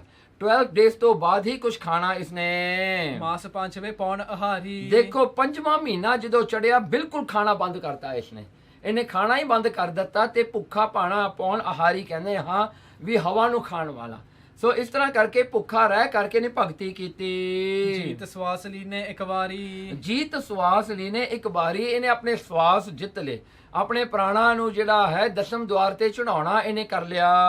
ਏਕ ਚਰਨ ਪਰ ਹੋਇ ਕਰ ਠਾਂਡੋ, ਫਿਰ ਇਹਨੇ ਕੀ ਕੀਤਾ? ਰਾਤ ਨੂੰ ਜਦੋਂ ਨੀਂਦ ਆਉਂਦੀ ਹੈ, ਨਹੀਂ ਬੈਠਿਆ ਜਾਂਦਾ, ਇੱਕ ਲੱਤ ਤੇ ਖੜ ਕੇ ਇਹਨੇ ਭਗਤੀ ਕਰਨੀ ਸ਼ੁਰੂ ਕੀਤੀ। ਭਇਓ ਬਿਪਟ ਨੇ ਆਈ ਅਤ ਗਾਡੋ, ਤੇ ਕਹਿਣ ਲੱਗੇ ਐਸਾ ਜਿਹੜਾ ਇੱਕ ਪੈਰ ਤੇ ਖੜ ਕੇ ਬਹੁਤ ਲੰਮੇ ਸਮੇਂ ਤੱਕ ਇਹਨੇ ਭਗਤੀ ਕੀਤੀ। ਇਸ ਤਰ੍ਹਾਂ ਲੱਗਦਾ ਜਿਵੇਂ ਕੋਈ ਦਰਖਤ ਖੜਾ ਹੁੰਦਾ, ਜਿਵੇਂ ਕੋਈ ਟਰੀ ਹੁੰਦਾ ਹੈ ਬਿਨਾਂ ਹਿੱਲਿਆਂ।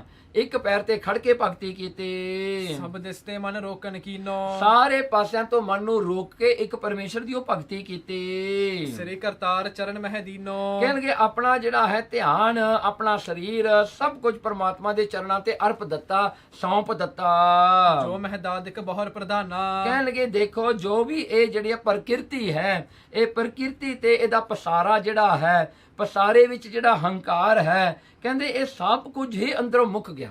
ਇਹਦਾ ਮੂਲ ਹੀ ਨਹੀਂ ਰਿਹਾ, ਅੰਦਰ ਇਹਨੂੰ ਫੀਲ ਹੀ ਨਹੀਂ ਹੋ ਰਿਹਾ ਕਿ ਮੈਂ ਇੱਕ ਜਿਹੜਾ ਹੈ, ਮੈਂ ਇੱਕ ਬੰਦਾ ਹਾਂ ਜਾਂ ਮੈਂ ਇੱਕ ਇਨਸਾਨ ਹਾਂ, ਉਹ ਵੀ ਮੁੱਕ ਗਿਆ ਜੀ ਅੰਦਰੋਂ। ਸਭ ਕੋ ਹੈ ਆਧਾਰ ਭਗਵਾਨਾ, ਬਸ ਇਹਨੂੰ ਇਦੋਂ ਲੱਗਦਾ ਹੈ ਕਿ ਪਰਮਾਤਮਾ ਸਾਰਿਆਂ ਦਾ ਆਧਾਰ ਹੈ, ਸਾਰਿਆਂ ਨੂੰ ਆਸਰਾ ਦੇਣ ਵਾਲਾ ਇੱਕ ਪਰਮਾਤਮਾ ਹੈ, ਤੇ ਉਹਦੇ ਵਿੱਚ ਆਪਣੀ ਜਿਹੜੀ ਆ ਬਿਰਤੀ ਟਿਕਾ ਲਈ। ਇਹ ਕੋ ਧਿਆਨ ਅਡੋਲ ਸੋ ਧਰ ਕੇ, ਇਉਂ ਅਡੋਲ ਧਿਆਨ ਨੂੰ ਧਾਰ ਕੇ ਧਰੂ ਜੀ ਨੇ ਰਹਿਓ ਠਾਂਡ ਔਰ ਦ੍ਰਿੜਤਾ ਕਰਕੇ, ਜਿਹੜਾ ਹਨ ਖੜ ਕੇ ਤਪ ਕਰ ਰਿਹਾ ਹੈ ਤੇ ਹਿਰਦੇ ਵਿੱਚ ਦ੍ਰਿੜ ਬੜਾ ਪੱਕਾ ਵਿਸ਼ਵਾਸ ਹੈ। ਰੋਕ ਸਵਾਸ ਜਬ ਕੇ ਅਸ ਕਰਨੀ, ਰੋਕ ਸਵਾਸ, ਫਿਰ ਇਹਨੇ ਸਵਾਸ ਰੋਕਣੇ ਸ਼ੁਰੂ ਕਰ ਦਿੱਤੇ ਕਿਉਂਕਿ ਦਸਮ ਦੁਆਰ ਨੂੰ ਆਪਣੇ ਪ੍ਰਾਣ ਚੜਾ ਲਏ।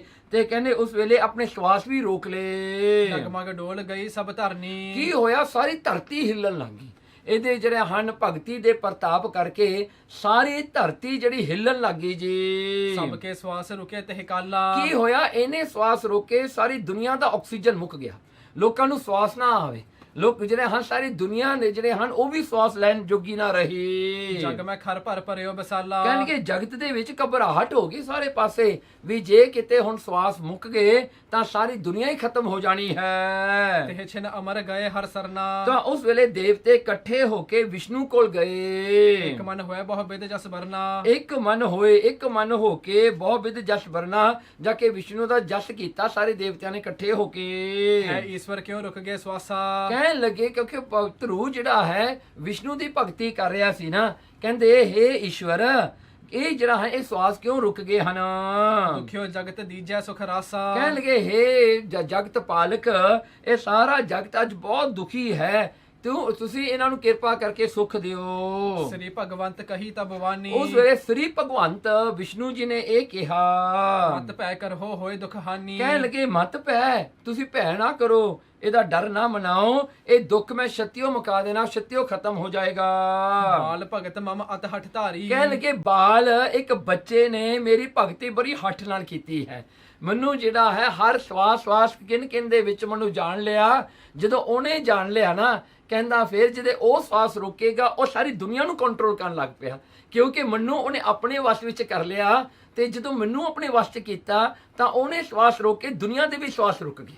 ਕਹਿੰਦੇ ਏਡਿਆ ਉਹਨੇ ਭਗਤੀ ਕੀਤੀ ਹੈ ਛੋਟੀ ਉਮਰ ਦੇ ਵਿੱਚ। ਕੀਨ ਦੁਰਾਸਤ ਤਪ ਜਿਹੇ ਭਾਰੀ, ਕਹਿਣਗੇ ਇੰਨਾ ਜਿਹੜਾ ਕਠਨ ਤਪ ਉਹਨੇ ਤਪਾਉਣਾ ਕੀਤਾ ਇਸ ਬਾਲਕ ਨੇ। ਅਬ ਮੈਂ ਜਾਉ ਤਾਹੇ ਕੇ ਪਾਸਾ, ਹੁਣ ਮੈਂ ਚੱਲਿਆ ਉਹਦੇ ਕੋਲ, ਮੈਂ ਜਾਵਾਂਗਾ ਉਹਨੂੰ ਦਰਸ਼ਨ ਦੇਣ ਵਾਸਤੇ। ਵਿਸ਼ਨੂੰ ਜੀ ਕਹਿੰਦੇ ਸਭ ਕੋ ਛੂਟੈ ਰੋਕਨ ਸਵਾਸਾ, ਤੇ ਸਭ ਕੋ ਛੂਟੈ, ਕਹਿੰਦੇ ਜਿਹੜੇ ਸਾਰੇ ਉਹਨਾਂ ਦੇ ਜਾ ਕੇ ਮੈਂ ਸਵਾਸ ਚਲਾਵਾਂਗਾ ਤਾਂ ਹੀ ਦੁਨੀਆ ਦੇ ਸਵਾਸ ਚੱਲਣੇ ਹਨ।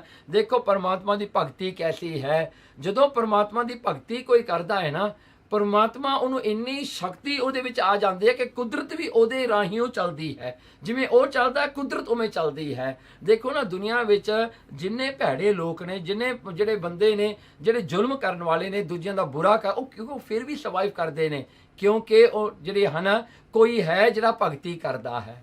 ਕਿਸੇ ਦੀ ਭਗਤੀ ਦੀ ਕਮਾਈ ਕਰਕੇ ਦੁਨੀਆ ਚੱਲਦੀ ਹੈ। ਕਿਸੇ ਦੀ ਭਗਤੀ ਦੀ ਕਮਾਈ ਨੂੰ ਖਾਂਦੇ ਹਨ ਇਹ ਜ਼ਾਲਮ ਬੰਦੇ ਵੀ ਖਾਂਦੇ ਹਨ। ਉਹਨਾਂ ਦੇ ਕਰਕੇ ਉਹਨਾਂ ਦਾ ਕੰਮ ਚੱਲਦਾ ਜਾਂਦਾ ਹੈ। ਭਾਵੇਂ ਜ਼ੁਲਮ ਕਰਦੇ, ਮਾੜੇ ਕੰਮ ਕਰਦੇ, ਪਾਪ ਕਰਦੇ, ਫਿਰ ਵੀ ਉਹਨਾਂ ਦੇ ਕਾਰਜ ਹੁੰਦੇ ਨੇ, ਕਿਉਂਕਿ ਕੋਈ ਤਾਂ ਉਹਨਾਂ ਦੇ ਵਾਸਤੇ ਭਗਤੀ ਕਰਦਾ ਹੈ। ਕਿਸੇ ਦੀ ਭਗਤੀ ਤਾਂ ਲੱਗ ਰਹੀ ਹੈ ਨਾ। ਇਸ ਕਰਕੇ ਜਿਹੜਾ ਹੈ ਇਹ ਬਹੁਤ ਜ਼ਰੂਰੀ ਹੈ ਸਮਝਣ ਵਾਲੀ ਗੱਲ ਕਿ ਭਗਤ ਜਿਹੜੇ ਹਨ ਉਹਨਾਂ ਨੇ ਹੀ ਦੁਨੀਆ ਨੂੰ ਬਚਾਇਆ ਹੋਇਆ ਹੈ। ਇਹ ਦੁਨੀਆ ਬਣਾਈ ਉਹ ਪਰਮਾਤਮਾ ਨੇ ਭਗਤਾਂ ਵਾਸਤੇ ਹੈ। ਸੁਣ ਇਮ ਬਾਣੀ ਅਮਰ ਪਧਾਰੇ। ਜਦੋਂ ਸੁਣ ਇਮ ਬਾਣੀ, ਇਹ ਗੱਲ ਜਦੋਂ ਸੁਣੀ, ਜਿਹੜੇ ਹਨ ਵਿਸ਼ਨੂੰ ਤੋਂ ਸਾਰੇ ਹੀ ਦੇਵਤੇ ਆਪੋ ਆਪਣੇ ਥਾਵਾਂ ਨੂੰ ਮੁੜ ਗਏ। ਜਹ ਤਹ ਤਨ ਕੇ ਹੁਤੇ ਬਸਾਰੇ। ਜਹ ਤਹ ਜਿੱਥੇ ਕਿਤੇ ਵੀ ਜਿਹੜੇ ਹਨ, ਜਿੱਥੇ ਵੀ ਸਰੀਰਕ ਤੌਰ ਤੇ ਕੋਈ ਵੀ ਜਿਉਂਦਾ ਸੀ ਸੰਸਾਰ ਵਿੱਚ, ਸ੍ਰੀ ਭਗਵੰਤ ਚੜੇ ਉਰਗਾਰੀ। ਉਸ ਵੇਲੇ ਉਹਨਾਂ ਨੂੰ ਜਿਹੜਾ ਹੈ ਬਚਾਉਣ ਵਾਸਤੇ, ਉਹਨਾਂ ਨੂੰ ਪਾਲਣ ਵਾਸਤੇ ਸ੍ਰੀ ਭਗਵੰਤ ਵਿਸ਼ਨੂੰ ਜੀ ਗਰੁੜਾ ਉਹਨਾਂ ਦਾ ਜਿਹੜਾ ਹੈ, ਉਹਨਾਂ ਦੀ ਸਵਾਰੀ ਹੈ ਜੋ ਗਰੁੜਾ ਹੁੰਦੀ ਹੈ। ਸੋ ਗਰੜ ਤੇ ਬਹਿ ਕੇ ਉਹਨਾਂ ਨੇ ਜਾਣਾ ਕੀਤਾ। ਆਏ ਜਹਾਂ ਕਰ ਹੈ ਤਪ ਭਾਰੀ। ਆ ਪਹੁੰਚੇ ਉੱਥੇ ਜਿੱਥੇ ਧਰੂ ਭਗਤੀ ਕਰ ਰਿਹਾ ਸੀ। ਮਨ ਇੰਦਰੀ ਕਰ ਅਚਲ ਸਮਾਧੀ। ਕਹਿਣਗੇ ਮਨ ਕਰਕੇ, ਇੰਦਰੀਆਂ ਕਰਕੇ ਜਿਹੜੇ ਹਨ ਅਚਲ ਸਮਾਧੀ ਵਿੱਚ ਖੜਾ ਸੀਗਾ ਧਰੂ ਭਗਤੀ ਕਰਦਾ, ਜਿਹਦਾ ਮਨ ਵੀ ਟਿਕਿਆ ਹੋਇਆ, ਇੰਦਰੀਆਂ ਵੀ ਟਿਕੀਆਂ ਹੋਈਆਂ ਹਨ। ਕੇਵਲ ਕੇਸਵ ਚਰਨ ਅਰਾਧੀ। ਬਸ ਕੇਵਲ ਇੱਕ ਵਿਸ਼ਨੂੰ ਦੇ ਚਰਨਾਂ ਦਾ ਹੀ ਉਹਨੇ ਧਿਆਨ ਦਾ ਆਰਾਧਨਾ ਕੀਤੀ ਸੀ, ਬਾਕੀ ਸਭ ਕੁਝ ਪਿੱਛੇ ਛੱਡ ਕੇ ਦੇ ਸਰੂਪ ਬਸਾਏ ਅਨੂਪਾ। ਉਹਨੇ ਉਹ ਜਿਹੜਾ ਹੈ, ਜੋ ਨਾਰਦ ਮੁਨੀ ਨੇ ਉਹ ਸਰੂਪ ਇਹਨੂੰ ਦੱਸਿਆ ਸੀਗਾ, ਉਹ ਸਰੂਪ ਦੇ ਵਿੱਚ ਆਪਣੀ ਦ੍ਰਿੜਤਾ ਕਰਕੇ ਆਪਣੀ ਜਿਹੜੀ ਹੈ ਧਿਆਨ ਜੋੜ ਲਿਆ। ਨਹੀਂ ਵਹਿਰ ਕੋ ਪਿਖੈ ਸਰੂਪਾ। ਬਸ ਨਹੀਂ ਵਹਿਰ ਕੋ, ਹੁਣ ਜਿਹੜਾ ਵਿਸ਼ਨੂੰ ਹੈ ਉਹ ਸਾਹਮਣੇ ਆ ਕੇ ਖੜ ਗਿਆ ਉਹੀ ਸਰੂਪ ਦੇ ਵਿੱਚ, ਜਿਹੜਾ ਸਰੂਪ ਨਾਰਦ ਮੁਨੀ ਨੇ ਇਹਨੂੰ ਦੱਸਿਆ ਸੀ, ਤੇ ਜਿਹੜੇ ਸਰੂਪ ਦੇ ਵਿੱਚ ਧਰੂ ਆਪਣਾ ਧਿਆਨ ਜੋੜ ਕੇ ਖੜਾ, ਉਹੀ ਸਰੂਪ ਹੁਣ ਬਾਹਰ ਖੜਾ ਹੈ, ਬਿਲਕੁਲ ਉਹੀ ਸਰੂਪ। ਪਰ ਧਰੂ ਜਿਹੜਾ ਹੈ ਉਹ ਮਨ ਕਰਕੇ, ਇੰਦਰੀਆਂ ਕਰਕੇ ਤਾਂ ਆਪਣੇ ਧਿਆਨ ਵਿੱਚ ਉਹੀ ਪ੍ਰਭੂ ਦੇ ਸਰੂਪ ਨੂੰ ਦੇਖ ਰਿਹਾ। ਇਸ ਕਰਕੇ ਉਹ ਅੱਖਾਂ ਖੋਲ ਕੇ ਨਹੀਂ ਦੇਖ ਰਿਹਾ ਕਿ ਬਾਹਰ ਵੀ ਉਹੀ ਸਰੂਪ ਆ ਗਿਆ ਹੈ। ਜਬ ਸ੍ਰੀ ਹਰਿ ਕੇ ਅੰਤਰ ਧਿਆਨੇ। ਕਿਉਂ ਕੀ ਹੋਇਆ, ਜਦੋਂ ਵਿਸ਼ਨੂੰ ਨੇ ਉੱਥੇ ਖੜ ਕੇ ਦੇਖਿਆ ਕਿ ਇਹ ਤਾਂ ਅੰਤਰਮੁਖੀ ਸਾਡੇ ਧਿਆਨ ਵਿੱਚ ਜੁੜਿਆ ਹੋਇਆ ਹੈ, ਉਹਨਾਂ ਨੇ ਕੀ ਕੀਤਾ, ਉਹਦੇ ਅੰਤਰਮੁਖੀ ਜਿਹੜਾ ਧਿਆਨ ਸੀ ਉਹਨੂੰ ਆਫ ਕਰ ਦਿੱਤਾ। ਸੋ ਕੀ ਹੋਇਆ, ਜਦੋਂ ਅਚਾਨਕ ਉਹਨਾਂ ਦੇ ਧਿਆਨ ਦੇ ਵਿੱਚੋਂ ਉਹ ਸਰੂਪ ਅਲੋਪ ਹੋ ਗਿਆ, ਇਨਵਿਜ਼ੀਬਲ ਹੋ ਗਿਆ। ਤਬ ਪੰਕਜ ਸੇ ਨੈਣ ਖੁਲਾਨੇ। ਤਾਂ ਫਿਰ ਪੰਕਜ ਸੇ, ਕਵਲ ਵਰਗੇ ਨੈਣ ਜਿਹੜੇ ਭਗਤ ਧਰੂ ਜੀ ਦੇ ਖੁੱਲੇ ਹੋਣਾ। ਸੋ ਸਰੂਪ ਟਿਗ ਬਾਹਰ ਦੇਖਾ। ਤੇ ਉਹੀ ਸਰੂਪ ਜੋ ਧਿਆਨ 'ਚ ਦੇਖਿਆ ਸੀ ਉਹ ਬਾਹਰ ਦੇਖਣ ਲੱਗਿਆ। ਵਿਸ਼ਨੂੰ ਜੀ ਖੜੇ ਹਨ। ਦੰਡਵਤ ਪ੍ਰੇਮ ਵਿਸੇਖਾ। ਉਸੇ ਵੇਲੇ ਜਿਹੜਾ ਹੈ ਪ੍ਰਭੂ ਦੇ ਜਾਂ ਉਹ ਵਿਸ਼ਨੂੰ ਦੇ ਉਹਨੇ ਚਰਨ ਪਕੜ ਲਏ, ਡੰਡੌਤ ਬੰਦਨਾ ਕੀਤੀ ਧਰੂ ਨੇ। ਹੁਣ ਲੋਚਨ ਭਰ ਰੂਪ ਨਿਹਾਰਾ। ਹੁਣ ਲੋਚਨ ਭਰ, ਉਹਨਾਂ ਦੀਆਂ ਅੱਖਾਂ ਭਰ ਆਈਆਂ, ਧਰੂ ਦੀਆਂ ਅੱਖਾਂ ਭਰ ਆਈਆਂ ਆਪਣੇ ਜਿਹੜਾ ਇਸ਼ਟ ਦੇਵ ਨੂੰ ਸਾਹਮਣੇ ਦੇਖ ਕਰਕੇ। ਚਹਿਤ ਅਲਿੰਗਨ ਸ੍ਰੀ ਕਰਤਾਰਾ। ਤੇ ਚਹਿਤ ਅਲਿੰਗਨ ਸ੍ਰੀ ਕਰਤਾਰਾ ਪਰਸਣਾ ਚਾਹੁੰਦਾ ਹੈ, ਵਿਸ਼ਨੂੰ ਨੂੰ ਜਿਹੜਾ ਹੈ ਟੱਚ ਕਰਨਾ ਚਾਹੁੰਦਾ ਹੈ ਧਰੂ। ਉਸਤਤ ਕਰਨਾ ਸਖਤ ਮਤ ਥੋਰੀ। ਪਰ ਹੁਣ ਉਸਤਤ ਕਿਵੇਂ ਕਰੇ, ਕਿਉਂਕਿ ਧਰੂ ਕੋਲ ਗਿਆਨ ਨਹੀਂ ਨਾ, ਉਹ ਕਿਵੇਂ ਉਸਤਤ ਕਰੇ। ਜੇ ਉਸਤਤ ਕਰਨੀ ਵੀ ਆ, ਪ੍ਰੇਸ਼ ਕਰਨੀ, ਕਿਵੇਂ ਕਰੇ, ਉਹਦੇ ਕੋਲ ਵਰਡਸ ਨਹੀਂ ਹੈਗੇ, ਉਹਨਾਂ ਕੋਲ ਗਿਆਨ ਨਹੀਂ ਹੈਗਾ, ਉਹ ਕਿਵੇਂ ਕਰੇ ਜੀ। ਇੱਛਾ ਅਧਿਕ ਰਹਿਓ ਕਰ ਜੋਰੀ। ਦੇਖੋ ਹੱਥ ਜੋੜ ਕੇ ਵਿਚਾਰਾ ਖੜਾ ਹੈ, ਪਰ ਪਤਾ ਨਹੀਂ ਲੱਗਦਾ ਮੈਂ ਮੂੰਹ ਤੋਂ ਕੀ ਬੋਲਾਂ, ਕਿਵੇਂ ਬੋਲਾਂ, ਕਿਹੜਾ ਬੋਲ ਬੋਲਾਂ, ਇਹ ਗਿਆਨ ਹੈ ਨਹੀਂ ਸੀ। ਸ੍ਰੀ ਹਰਿ ਜਾਣ ਗਏ ਔਰ ਤਾਹਾ। ਸੋ ਉਸ ਵੇਲੇ ਵਿਸ਼ਨੂੰ ਖੜਾ ਖੜਾ ਜਾਣ ਗਿਆ, ਕਹਿੰਦਾ ਸ੍ਰੀ ਹਰ, ਉਹ ਹਰ ਰੂਪ ਜੋ ਵਿਸ਼ਨੂੰ ਹੈ, ਕਹਿੰਦੇ ਉਹਨੇ ਜਾਣ ਲਿਆ ਵੀ ਮੇਰਾ ਭਗਤ ਖੜਾ ਹੈ, ਵਿਚਾਰੇ ਨੂੰ ਪਤਾ ਨਹੀਂ ਲੱਗਦਾ ਮੈਂ ਕੀ ਬੋਲਾਂ ਹੁਣ।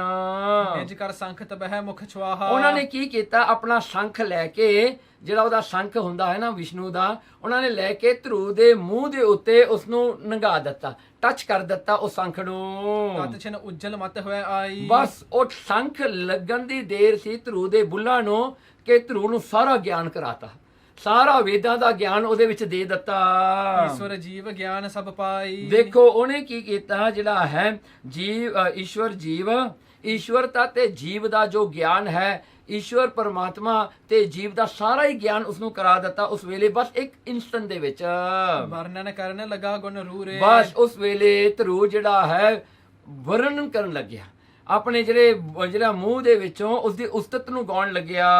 ਭਗਤ ਭਾਓ ਔਰ ਰਹਿਓ ਸਪੂਰੇ। ਭਗਤ ਭਾਓ ਭਗਤੀ ਭਾਓ ਭਗਤਾ ਪ੍ਰੇਮਾ ਭਗਤੀ ਦੇ ਵਿੱਚ ਰਹਿ ਕਰਕੇ ਉਹਨੇ ਸੰਪੂਰਨ ਗੁਣਾਂ ਨੂੰ ਗਾਉਣਾ ਕੀਤਾ। ਬੰਦੋ ਪਦ ਅਰਬਿੰਦ ਬਹੋਰੀ। ਬੰਦੋਂ ਪਦ ਹੱਥ ਜੋੜ ਕੇ ਮੱਥਾ ਟੇਕਿਆ, ਫੇਰ ਮੁੜ ਕੇ ਵਿਸ਼ਨੂੰ ਦੇ ਚਰਨਾਂ ਨੂੰ। ਜਿਨ ਕਰਨਾ ਅਸਮਤ ਭੀ ਮੋਰੀ। ਜਿਨ ਕਰਨਾ ਕਹਿੰਦੇ ਕਿ ਹੇ ਪ੍ਰਭੂ, ਕਹਿਣ ਲੱਗੇ ਤੁਹਾਡੇ ਚਰਨਾਂ ਦੇ ਤੁਹਾਡੇ ਸਪਰਸ਼ ਦੇ ਨਾਲ ਮੈਨੂੰ ਸਾਰਾ ਗਿਆਨ ਪ੍ਰਾਪਤ ਹੋਇਆ। ਜਿਨ ਕਰਨਾ ਜਿਨ੍ਹਾਂ ਤੇ ਤੁਸੀਂ ਮੇਰੇ ਤੇ ਤਰਸ ਕੀਤਾ ਹੈ, ਹੇ ਮੇਰੇ ਹਰ ਜੀ, ਹੇ ਭਗਵਾਨ, ਅਸਮਤ ਵੀ ਮੋਰੀ, ਕਹਿੰਦੇ ਮੈਨੂੰ ਮਤ ਵੀ ਤੁਸੀਂ ਦੇ ਦਿੱਤੀ ਹੁਣ।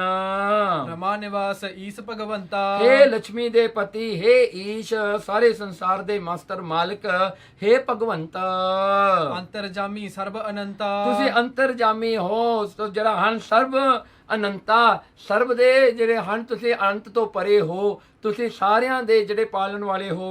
ਜੜ ਜੰਗਮ ਮੈਂ ਵਿਆਪਕ ਸਾਰੇ। ਤੁਸੀਂ ਜਿਹੜੇ ਹੋ ਚੇਤਨ ਸ੍ਰਿਸ਼ਟੀ ਤੇ ਜੜ ਸ੍ਰਿਸ਼ਟੀ ਦੇ ਵਿੱਚ ਵਿਆਪਕ ਹੋ। ਰਚੋ ਆਪ ਪੁਨ ਰਹੋ ਨਿਰਾਰੇ। ਰਚੋ ਆਪ ਹੀ ਤੁਸੀਂ ਸਾਰੀ ਸੰਸਾਰ ਦੀ ਰਚਨਾ ਕਰਕੇ ਆਤਮਾ ਰੂਪ ਹੋ ਕੇ ਸਾਰਿਆਂ ਵਿੱਚ ਨਿਰਲੇਪ ਰਹਿੰਦੇ ਹੋ। ਜੇ ਨਾ ਭਜਹਿ ਤਵ ਚਰਨ ਗੁਸਾਈ। ਹੇ ਪਰਮਾਤਮਾ, ਹੇ ਗੁਸਾਈ, ਹੇ ਸਾਰੇ ਸੰਸਾਰ ਦੇ ਮਾਲਕ, ਜੋ ਤੁਹਾਡੇ ਜਿਹੜਾ ਆਪ ਜੀ ਦੇ ਜਿਹੜੇ ਗੁਣ ਨਹੀਂ ਗਾਉਂਦੇ, ਆਪ ਜੀ ਦੇ ਚਰਨਾਂ ਦਾ ਧਿਆਨ ਨਹੀਂ ਧਾਰਦੇ, ਜਾਏ ਨਰਕ ਮਹਿ ਸੰਕਟ ਪਾਈ। ਉਹ ਨਰਕਾਂ ਨੂੰ ਜਾਂਦੇ ਹਨ ਜੀਵ, ਤੇ ਬੜਾ ਦੁੱਖ ਉਹਨਾਂ ਨੂੰ ਸਹਿਣਾ ਪੈਂਦਾ ਹੈ। ਜੇ ਚਰਨਾਰ ਬਿੰਦ ਰਸ ਪੀਨੇ। ਜੋ ਵੀ ਆਪਦੇ ਚਰਨਾਂ ਰੂਪ ਅੰਮ੍ਰਿਤ ਨੂੰ ਪੀਂਦੇ ਹਨ, ਦਰਸ਼ਨਾਂ ਨੂੰ।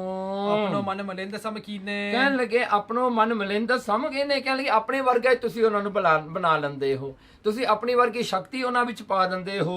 ਸੋ ਸੁਖ ਪਾਵਹਿ ਅਮਿਤ ਵਿਸਾਲਾ। ਉਹੀ ਭਗਤ ਲੋਕ ਹਨ ਜਿਨ੍ਹਾਂ ਨੇ ਪ੍ਰੇਮਾ ਭਗਤੀ ਤੁਹਾਡੀ ਕੀਤੀ, ਤੁਹਾਡਾ ਜਸ ਗਾਇਆ, ਉਹਨਾਂ ਨੇ ਅਮਿਤ, ਉਹੀ ਜਿਹੜਾ ਹਨ ਮਿੰਤੀ ਤੋਂ ਪਰੇ ਵੱਡੇ ਹੋ ਗਏ ਜੀ। ਆਪਣਾ ਪਰੈ ਤਿਮ ਪਰ ਜਮ ਉਹਨਾਂ ਕਰ ਨੂੰ ਜਾਲਾ। ਉਹਨਾਂ ਦੇ ਕਿਤੇ ਵੀ ਜਿਹੜੇ ਜਮਦੂਤਾਂ ਦਾ ਜ਼ੋਰ ਨਹੀਂ ਪੈਂਦਾ, ਜਮਦੂਤਾਂ ਦਾ ਜ਼ੋਰ ਨਹੀਂ ਪੈਂਦਾ, ਧਰਮਰਾਜ ਕੋ ਉਹਨਾਂ ਨੂੰ ਜਾਣਾ ਨਹੀਂ ਪੈਂਦਾ। ਬਿਨਾ ਪ੍ਰਯਾਸ ਤਰਹਿ ਸੰਸਾਰੂ। ਉਹ ਬਿਨਾਂ ਕੁਝ ਕੀਤਿਆਂ ਹੀ ਸੰਸਾਰ ਤੋਂ ਤਰ ਜਾਂਦੇ ਹਨ। ਪਰ ਉਧਾਰ ਹੈ ਨਿਜ ਸੰਘਾਰੂ। ਕਹਿਣਗੇ ਅਪਰ ਸੰਘਾਰੇ, ਸਿਰਫ ਉਹੀ ਨਹੀਂ ਤਰਦੇ, ਉਹਨਾਂ ਦੇ ਸੰਗੀ ਜਿਹੜੇ ਹੁੰਦੇ ਨੇ, ਉਹਨਾਂ ਦੇ ਫੋਲੋਵਰਸ ਜਿਹੜੇ ਹੁੰਦੇ ਨੇ, ਜਿਹੜੇ ਉਹਨਾਂ ਨੂੰ ਮੰਨਦੇ ਨੇ, ਉਹਨਾਂ ਨੂੰ ਵੀ ਨਾਲ ਲੈ ਕੇ ਉਹ ਤਰ ਜਾਂਦੇ ਹਨ ਤੁਹਾਡਾ ਹੀ ਸਦਕਾ। ਤਿਨ ਕੋ ਮੋਹਿ ਦੇਹੋ ਸਤ ਸੰਗਾ। ਤਿਨ ਕੋ ਮੋਹਿ, ਕਹਿੰਦੇ ਉਹਨਾਂ ਦੀ ਸੰਗਤ ਮੈਨੂੰ ਬਖਸ਼ਣਾ ਕਰੋ, ਹੇ ਮੇਰੇ ਭਗਵਾਨ, ਹੇ ਹਰ ਜੀ। ਤਵ ਗੁਣ ਸੁਨੋ ਗਾਏ ਸੋ ਉਮੰਗਾ। ਜਿਨ੍ਹਾਂ ਵਿੱਚ ਬੈਠ ਕਰਕੇ ਮੈਂ ਸਦਾ ਹੀ ਤੁਹਾਡੇ ਗੁਣਾਂ ਨੂੰ ਗਾਵਾਂ ਤੇ ਤੁਹਾਡੇ ਗੁਣਾਂ ਨੂੰ ਮੈਂ ਸੁਣਾ। ਹੈ ਮਨੀਖਾ ਮੋਹ ਮਨ ਜੇਤੀ। ਤੇ ਇਹ ਜਿਹੜੇ ਹਨ ਗੁਣ ਗਾਉਣੇ ਤੇ ਮੈਂ ਸੁਣਨੇ ਹਨ, ਮੈਂ ਉਤਸ਼ਾਹ ਨਾਲ ਸੁਣਾ। ਮੇਰੇ ਮਨ ਚ ਚਾਹ ਇਹੀ ਰਿਹਾ ਹੈ ਕਿ ਇਹ ਮਨੀਖਾ ਮੋਹ ਮਨ ਜੇਤੀ, ਮੇਰੀ ਬੁੱਧੀ ਜਿਹੜੀ ਹੈ ਉਹ ਵੀ ਮੇਰੀ ਜਿਹੜੀ ਹੈ ਮੋਹ ਮਨ ਜੇਤੀ, ਉਹ ਵੀ ਮੇਰੀ ਛੋਟੀ ਬੁੱਧੀ ਹੈ, ਪਰ ਤੁਹਾਡੀ ਸਤਸੰਗਤ ਵਿੱਚ ਰਲ ਕੇ ਮੈਂ ਤੁਹਾਡੇ ਗੁਣਾਂ ਨੂੰ ਗਾਉਣ ਜੋਗਾ ਤਾਂ ਹੋ ਜਾਵਾਂ। ਵਰਣਨ ਕਰੋ ਸੋ ਕੀਰਤ ਤੇਤੀ। ਮੈਂ ਤੇਰੀ ਕੀਰਤ, ਤੇਰੀ ਉਸਤਤ ਨੂੰ ਸਾਰੀ ਉਮਰ ਸਵਾਸ ਸਵਾਸ ਗਾਉਂਦਾ ਰਹਾ। ਬ੍ਰਹਮ ਏਕ ਤੂੰ ਸਭ ਹੈ ਨਮਾਹੀ। ਤੂੰ ਇੱਕੋ ਹੀ ਬਰਮ ਹੈ ਜੋ ਸਾਰਿਆਂ ਵਿੱਚ ਵਿਆਪਕ ਹੈ, ਸਾਰੇ ਪਾਸੇ ਤੂੰ ਹੀ ਹੈ। ਸੂਤ ਆਧਾਰ ਮਨਕ ਜਿਉ ਆਹੀ। ਜਿਵੇਂ ਮਣਕਿਆਂ ਦਾ ਆਧਾਰ ਉਹ ਸੂਤ, ਉਹ ਧਾਗਾ ਹੁੰਦਾ, ਇਸੇ ਤਰ੍ਹਾਂ ਤੁਸੀਂ ਸਾਰੇ ਸੰਸਾਰ ਦੇ ਆਧਾਰ ਆਸਰੇ ਹੋ। ਔਰ ਨਾ ਲਖੀ ਜਾਤ ਗਤ ਤੇਰੀ। ਮਹਾਰਾਜ ਮੈਂ ਹੋਰ ਨਹੀਂ ਤੁਹਾਡੇ ਬਾਰੇ ਜਾਣ ਸਕਦਾ, ਤੁਸੀਂ ਕਿੰਨੇ ਕੁ ਵੱਡੇ ਹੋ, ਜਿੰਨਾ ਮੈਂ ਦੇਖਦਾ ਤੁਸੀਂ ਉਨੇ ਵੱਡੇ ਹੋਰ ਹੋ ਜਾਂਦੇ ਹੋ। ਕਿਆ ਵਰਨੋ ਸੂਛਮ ਮਤ ਮੇਰੀ। ਮੈਂ ਇੰਨਾ ਕਿੰਨਾ ਵਰਣਨ ਕਰ ਸਕਦਾ, ਮੇਰੀ ਮੱਤ ਜਿਹੜੀ ਛੋਟੀ ਹੈ, ਤੁਹਾਡੀ ਵਡਿਆਈ ਵੱਡੀ ਤੋਂ ਵੱਡੀ ਹੈ। ਦਾਸ ਗਿਰਾ ਅਸ ਸੁਨਤ ਕਿਰਪਾਲਾ। ਜਦੋਂ ਆਪਣੇ ਦਾਸ ਤੋਂ ਐਸੀ ਗਿਰਾ ਐਸੇ ਬਚਨ ਸੁਣੇ, ਧਰੂ ਤੋਂ ਸੁਣੇ ਉਸ ਭਗਵਾਨ ਨੇ, ਹਰਕ ਪ੍ਰਸੀਦਤ ਭਏ ਵਿਸਾਲਾ। ਬਹੁਤ ਖੁਸ਼ ਹੋਏ, ਬਹੁਤ ਪ੍ਰਸਿੱਧ ਗਏ ਭਗਵਾਨ ਉਸ ਵੇਲੇ ਧਰੂ ਤੇ। ਬੋਲੇ ਹੇ ਨਿਰਪਸੁਤ ਸੁਨ ਬਾਣੀ। ਉਸ ਵੇਲੇ ਭਗਵਾਨ ਜੀ ਬੋਲੇ, ਕਹਿੰਦੇ ਹੇ ਨਿਰਪਸੁਤ, ਹੇ ਰਾਜੇ ਦੇ ਪੁੱਤਰ, ਸੁਣ ਇੱਕ ਗੱਲ ਮੇਰੀ। ਤਬ ਅੰਤਰ ਕੀ ਮੈਂ ਸਭ ਜਾਣੀ। ਤੁਹਾਡੇ ਅੰਤਰ ਦੀ ਮੈਂ ਸਾਰੀ ਜਾਣਦਾ ਹਾਂ। ਤੁਸੀਂ ਕਿਉਂ ਤਪ ਕੀਤਾ, ਕਿਵੇਂ ਕੀਤਾ, ਕਿਹੜੀ ਤੁਹਾਡੀ ਇੱਛਾ ਕਰਕੇ ਤੁਸੀਂ ਤਪ ਕੀਤਾ, ਇਹ ਸਾਰਾ ਮੈਂ ਜਾਣਦਾ ਹਾਂ। ਸੋ ਅਬ ਲੇਹੋ ਪਰਮ ਪਦ ਉੱਚਾ। ਚੱਲ ਹੁਣ ਲੈ ਲਾ ਪਰਮ ਪਦ ਉੱਚਾ। ਪਰਮ ਪਦਵੀ ਨੂੰ ਤੂੰ ਪ੍ਰਾਪਤ ਕਰ, ਜਿਹੜੀ ਸਭ ਤੋਂ ਉੱਚੀ ਹੈ, ਉਹ ਪਦਵੀ ਮੈਂ ਤੈਨੂੰ ਦਿੱਤੀ। ਕੌਣ ਹੈ ਜਹ ਸੁਰ ਅਸੁਰ ਪਹੁੰਚਾ। ਕਹਿੰਗੇ ਕੌਣ ਹੈ, ਕੋਈ ਨਹੀਂ ਉੱਥੇ ਪਹੁੰਚਿਆ ਹੁਣ ਤੱਕ, ਨਾ ਕੋਈ ਦੇਵਤਾ ਪਹੁੰਚਿਆ, ਨਾ ਕੋਈ ਦੈਂਤ ਉੱਥੇ ਤੱਕ ਪਹੁੰਚਿਆ। ਉਹ ਪਦਵੀ ਮੈਂ ਤੈਨੂੰ ਦੇ ਰਿਹਾ ਹਾਂ ਜਿਹੜੀ ਸਭ ਤੋਂ ਉੱਚੀ ਹੈ, ਉਹ ਉੱਚੀ ਪਦਵੀ ਦਾ ਤੂੰ ਮਾਲਕ ਬਣ ਗਿਆ ਹੁਣ।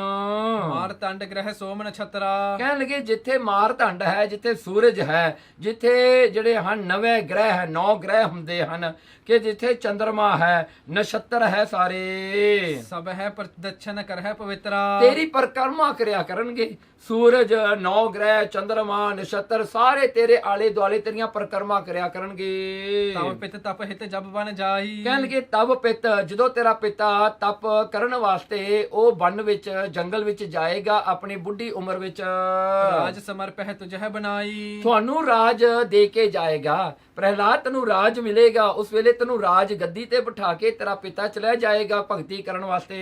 36 ਵਰਖ ਸਹਿਸ ਕਰ ਰਾਜੂ। ਦੇਖਿਆ ਕਹਿੰਦੇ ਤੇਰਾ ਰਾਜ ਹੋਵੇਗਾ 36,000 years ਵਾਸਤੇ ਤੂੰ ਰਾਜ ਕਰੇਗਾ। ਪਰਮਾਤਮਾ ਕਹਿੰਦੇ ਉਹ ਕਿਉਂਕਿ ਸਤਜੁਗ ਆ ਨਾ, ਉਮਰ 100,000 years ਦੀ ਹੈ, 36,000 ਸਾਲ ਤੇਰਾ ਰਾਜ ਹੋਵੇਗਾ। ਉਨ ਪਾਵੋ ਨਿਜ ਪਦ ਸੁਖ ਸਾਜੂ। ਜਦੋਂ ਤੇਰਾ ਰਾਜ 36,000 ਸਾਲ ਤੂੰ ਰਾਜ ਕਰ ਲਿਆ, ਉਹ ਰਾਜ ਪੂਰਾ ਹੋਇਆ, ਉਸ ਵੇਲੇ ਤੂੰ ਆਪਣੀ ਜਿਹੜੀ ਹੈ ਪੁੰਨ ਪਾਵੋ ਨਿਜ ਪਦ ਸੁਖ ਸਾਜੂ, ਤੂੰ ਉੱਚੀ ਪਦਵੀ ਨੂੰ ਪ੍ਰਾਪਤ ਕਰੇਗਾ। ਤਮ ਨਾਮ ਤੋਹੇ ਜੋ ਭਰਾਤਾ। ਜਿਹੜਾ ਤੇਰਾ ਭਰਾ ਹੈ, ਮਤਰੇਈ ਮਾਂ ਦਾ ਭਰਾ ਹੈ, ਸਰੂਚੀ ਦਾ ਜਿਹੜਾ ਪੁੱਤਰ ਹੈ ਜਿਸ ਦਾ ਨਾਂ ਹੈ ਉੱਤਮ। ਸੋ ਉੱਤਮ ਜਿਹੜਾ ਤੇਰਾ ਮਤਰੇਈ ਭਰਾ ਦਾ, ਜਿਹੜਾ ਮਤਰੇਈ ਮਾਂ ਦਾ ਪੁੱਤਰ ਤੇਰਾ ਭਰਾਤਾ ਹੈ, ਸਦਾ ਅਖੇਰ ਬਿਰਤ ਮਹਿਰਾਤਾ। ਉਹ ਹਮੇਸ਼ਾ ਹੀ ਜਿਹੜਾ ਹੈ ਸ਼ਿਕਾਰ ਵਾਸਤੇ ਜਾਂਦਾ ਹੈ। ਉਹਦਾ ਜਿਹੜਾ ਇੰਟਰਸਟ ਹਮੇਸ਼ਾ ਸ਼ਿਕਾਰ ਖੇਡਣ, ਹੰਟਿੰਗ ਤੇ ਹੀ ਹੁੰਦਾ ਹੈ। ਉਹ ਹਮੇਸ਼ਾ ਹੰਟਿੰਗ ਨੂੰ ਹੀ ਜਾਂਦਾ ਹੈ। ਸੋ ਬਨ ਮਹਿ ਹੋਵਤ ਹਤ ਪ੍ਰਣ ਹੈ। ਦੇਖੋ ਪਰਮਾਤਮਾ ਫਿਊਚਰ ਦੱਸ ਰਹੇ ਨੇ ਧਰੂ ਨੂੰ, ਕਹਿੰਦੇ ਉਹ ਜੰਗਲ ਨੂੰ ਜਾਏਗਾ ਤੇ ਉਹ ਜਾ ਕਰਕੇ ਉੱਥੇ ਹੰਟਿੰਗ ਕਰੇਗਾ, ਜਾਨਵਰ ਉਹਦੀ ਹੰਟਿੰਗ ਕਰ ਲੈਣਗੇ, ਉਹਨੂੰ ਮਾਰ ਦੇਣਗੇ ਜੰਗਲ ਵਿੱਚ, ਉਹ ਜੰਗਲ 'ਚ ਹੀ ਮਰ ਜਾਏਗਾ। ਭੋਜਨ ਹਿਤ ਤੇ ਮਾਤ ਭਯਨ ਹੈ। ਤੇ ਫਿਰ ਆਪਣੇ ਪੁੱਤਰ ਨੂੰ ਲੱਭਣ ਵਾਸਤੇ, ਉੱਤਮ ਨੂੰ ਲੱਭਣ ਵਾਸਤੇ ਤੇਰੀ ਮਤਰੀ ਮਾਂ ਸਰੂਚੀ ਜਾਏਗੀ ਜੰਗਲ ਨੂੰ ਲੱਭਣ ਵਾਸਤੇ। ਤੇ ਕੀ ਹੋਏਗਾ? ਤਿਤ ਤਹਿ ਮਾਤ ਭਿਆਨੇ, ਮਾਂ ਜਾਏਗੀ ਲੱਭਣ ਵਾਸਤੇ ਆਪਣੇ ਪੁੱਤਰ ਨੂੰ। ਸੋ ਦਾਵਾਨਲ ਮਹਿ ਜਰ ਜਾਈ। ਉਹ ਕੀ ਹੋਏਗਾ? ਉਸ ਵੇਲੇ ਜੰਗਲ ਨੂੰ ਅੱਗ ਲੱਗ ਜਾਏਗੀ, ਉਹ ਅੱਗ ਵਿੱਚ ਸੜ ਕੇ ਮਰ ਜਾਏਗੀ ਤੇਰੀ ਮਤਰੀ ਮਾਂ ਵੀ। ਸਰਬ ਰਾਜ ਤੁਮ ਕਰੋ ਬਨਾਈ। ਸਰਬ ਰਾਜ ਤੇਰੇ ਕੋਲ ਆਏਗਾ ਤੇ ਕੋਈ ਵੀ ਤੇਰਾ ਓਪੋਨੈਂਟ ਨਹੀਂ ਹੋਵੇਗਾ, ਤੇ ਤੋਂ ਕੋਈ ਵੀ ਰਾਜ ਲੈਣ ਵਾਲਾ ਨਹੀਂ ਹੋਵੇਗਾ। ਮਮ ਹਿਤ ਮਖ ਕਰੀਏ ਹਿਤ ਲਾਈ। ਕਹਿਣਗੇ ਫੇਰ ਤੁਸੀਂ ਯੱਗ ਕਰਿਓ, ਯੱਗ ਕਰਿਓ ਸਾਡੇ ਨਾਂ ਦਾ, ਤਾਂ ਕਰਕੇ ਸਾਰੀ ਦੁਨੀਆ ਨੂੰ ਤੁਸੀਂ ਸੁੱਖ ਦਿਓ, ਜਿਹੜੇ ਹਨ ਸਾਰੇ ਜਿਹੜੇ ਹਨ ਜੀਵਾਂ ਦੀ ਤੁਸੀਂ ਸੇਵਾ ਕਰਿਓ। ਸਿਮਰਨ ਕਰੋ ਸਦਾ ਸੁਖ ਪਾਈ। ਇਸ ਕਰਕੇ ਹਮੇਸ਼ਾ ਹੀ ਸਿਮਰਨ ਕਰਦੇ ਰਹੋ ਤੇ ਸਦਾ ਹੀ ਸੁਖ ਪਾਉਣਾ ਕਰਿਓ। ਉੱਚੋ ਪਦ ਅਸਲੇਹੋ ਬਹੋਰੀ। ਕਹਿਣਗੇ ਫਿਰ ਉੱਚੋ ਪਦ, ਇਹ ਧਰੂ ਕਿ ਕਹਿੰਦੇ ਤੈਨੂੰ ਉੱਚਾ ਪਦਵੀ ਦੇਣੀ ਹੈ। ਫੇਰ ਤੂੰ ਜਦੋਂ ਆਪਣਾ ਸਰੀਰ ਨੂੰ ਸੰਕੋਚੇਗਾ, ਉਦੋਂ ਤੂੰ ਆ ਕੇ ਆਪਣੀ ਜਿਹੜੇ ਅਟਲ ਪਦਵੀ ਤੇ ਬਹਿ ਜੀ। ਜੇ ਕੋ ਬੰਦਾ ਹੈ ਸਭ ਕਰ ਜੋਰੀ। ਜੇ ਕੋ ਕਹਿਣਗੇ ਸਾਰੀ ਦੁਨੀਆ ਤੈਨੂੰ ਮੱਥੇ ਟੇਕਿਆ ਕਰੇਗੀ ਹੱਥ ਜੋੜ ਕੇ। ਮਮ ਆਇਸ ਗਮਨੋ ਪੁਰ ਮਾਹੀ। ਹੁਣ ਮੇਰੀ ਆਗਿਆ ਹੈ, ਸ੍ਰੀ ਭਗਵਾਨ ਜੀ ਕਹਿੰਦੇ ਤੂੰ ਵਾਪਸ ਮੁੜ ਜਾ ਹੁਣ ਆਪਣੇ ਘਰ ਨੂੰ, ਮਹਿਲਾ ਨੂੰ। ਮਾਤ ਪਿਤਾ ਹਿਰਦੇ ਬਹੁ ਚਾਹੀ। ਹੁਣ ਤੇਰੇ ਮਾਤਾ ਤੇ ਪਿਤਾ ਤੇਰੇ ਦਰਸ਼ਨਾਂ ਨੂੰ ਲੋਚਦੇ ਹਨ, ਤੇਰਾ ਰਸਤਾ ਦੇਖ ਰਹੇ ਹਨ। ਅਸ ਕਹਿ ਸ੍ਰੀ ਭਗਵੰਤ ਗੁਸਾਈ। ਇਸੇ ਬਚਨ ਕਰਕੇ ਸ੍ਰੀ ਭਗਵਾਨ ਜੀ ਉਹ ਪਰਮਾਤਮਾ ਦੇ ਸਰੂਪ ਗੁਸਾਈ ਜਿਹੜੇ ਦੁਨੀਆ ਦੇ ਮਾਲਕ ਹਨ, ਅੰਤਰ ਧਿਆਨ ਭਏ ਤਿਹ ਥਾਈ। ਉਹ ਅੰਤਰ ਧਿਆਨ ਹੋ ਗਏ। ਉਸ ਵੇਲੇ ਜਿਹੜੇ ਅੰਤਰ ਧਿਆਨ ਹੋ ਗਏ, ਇਨਵਿਜ਼ੀਬਲ ਹੋ ਗਏ, ਜਿਹ ਕੇ ਦਰਸ਼ਨ ਦੋਖ ਨਸਾਈ। ਜਿਨ੍ਹਾਂ ਦੇ ਦਰਸ਼ਨ ਕਰਕੇ ਸਾਰੀ ਹੀ ਦੋਖ, ਸਾਰੇ ਹੀ ਪਾਪ ਮਿਟ ਜਾਂਦੇ ਹਨ।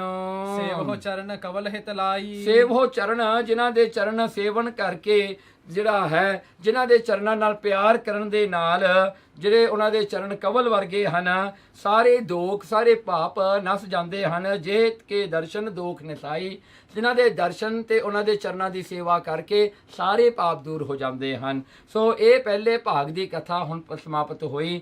ਧਰੂ ਦੀ ਜਿਹੜੀ ਸਾਖੀ ਹੈ ਇੱਥੋਂ ਤੱਕ ਆਈ। ਦੇਖੋ ਭਾਵੇਂ ਧਰੂ ਨੇ ਜਦੋਂ ਭਗਤੀ ਕੀਤੀ, ਉਹਦੇ ਵਿੱਚੋਂ ਬਿਲਕੁਲ ਹੀ ਜਿਹੜਾ ਹੈ ਰਾਜ ਦੀ ਇੱਛਾ ਮੁੱਕ ਚੁੱਕੀ ਸੀ, ਪਰ ਉਸ ਵੇਲੇ ਜਦੋਂ ਪਰਮਾਤਮਾ ਉਹਦੇ ਅੱਗੇ ਆਏ ਨਾ, ਉਹਨੂੰ ਕਿਹਾ ਕਿ ਤੂੰ ਜਦੋਂ ਭਗਤੀ ਸ਼ੁਰੂ ਕੀਤੀ ਸੀ ਨਾ, ਤੂੰ ਇਹ ਕਾਮਨਾ ਨੂੰ ਲੈ ਕੇ ਸ਼ੁਰੂ ਕੀਤੀ ਕਿ ਤੂੰ ਰਾਜ ਲੈਣਾ ਹੈ, ਇਸ ਕਰਕੇ ਤੇਰੀ ਪਹਿਲੀ ਇੱਛਾ ਉਹ ਤੈਨੂੰ ਪੂਰੀ ਕਰਨੀ ਪੈਣੀ। ਭਾਵੇਂ ਹੁਣ ਬ੍ਰਹਮ ਗਿਆਨ ਹੋਣ ਕਰਕੇ ਤੈਨੂੰ ਕੋਈ ਇੱਛਾ ਨਹੀਂ ਦਿਸਦੀ, ਤੈਨੂੰ ਚਾਹੁੰਦਾ ਨਹੀਂ ਤੂੰ ਰਾਜ ਕਰਨ ਨੂੰ, ਇਹ ਝਮੇਲਿਆਂ 'ਚ ਪੈਣ ਨੂੰ, ਪਰ ਕਹਿੰਦੇ ਤੇਰੀ ਪਹਿਲੀ ਇੱਛਾ ਜਿਹੜੀ ਸੀ ਉਹ ਵੀ ਪੂਰੀ ਕਰਨੀ ਹੈ।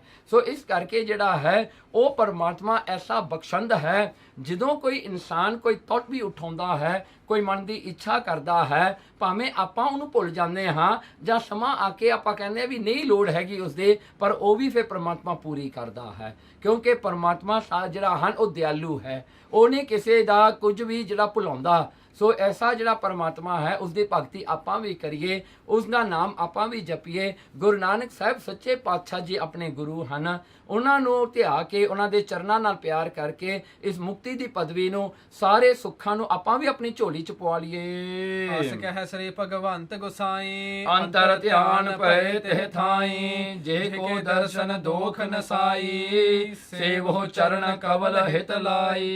ਇਤ ਸ੍ਰੀ ਗੁਰੂ ਨਾਨਕ ਪ੍ਰਕਾਸ਼ ਗ੍ਰੰਥੇ ਪੂਰਬਾਰ ਦੇ ਧਰੁਵ ਪ੍ਰਸੰਗ ਵਰਣਨੰ ਨਾਮ ਇਹ 63 ਅਧਿਆਏ। ਵਾਹਿਗੁਰੂ ਜੀ ਕਾ ਖਾਲਸਾ, ਵਾਹਿਗੁਰੂ ਜੀ ਕੀ ਫਤਿਹ।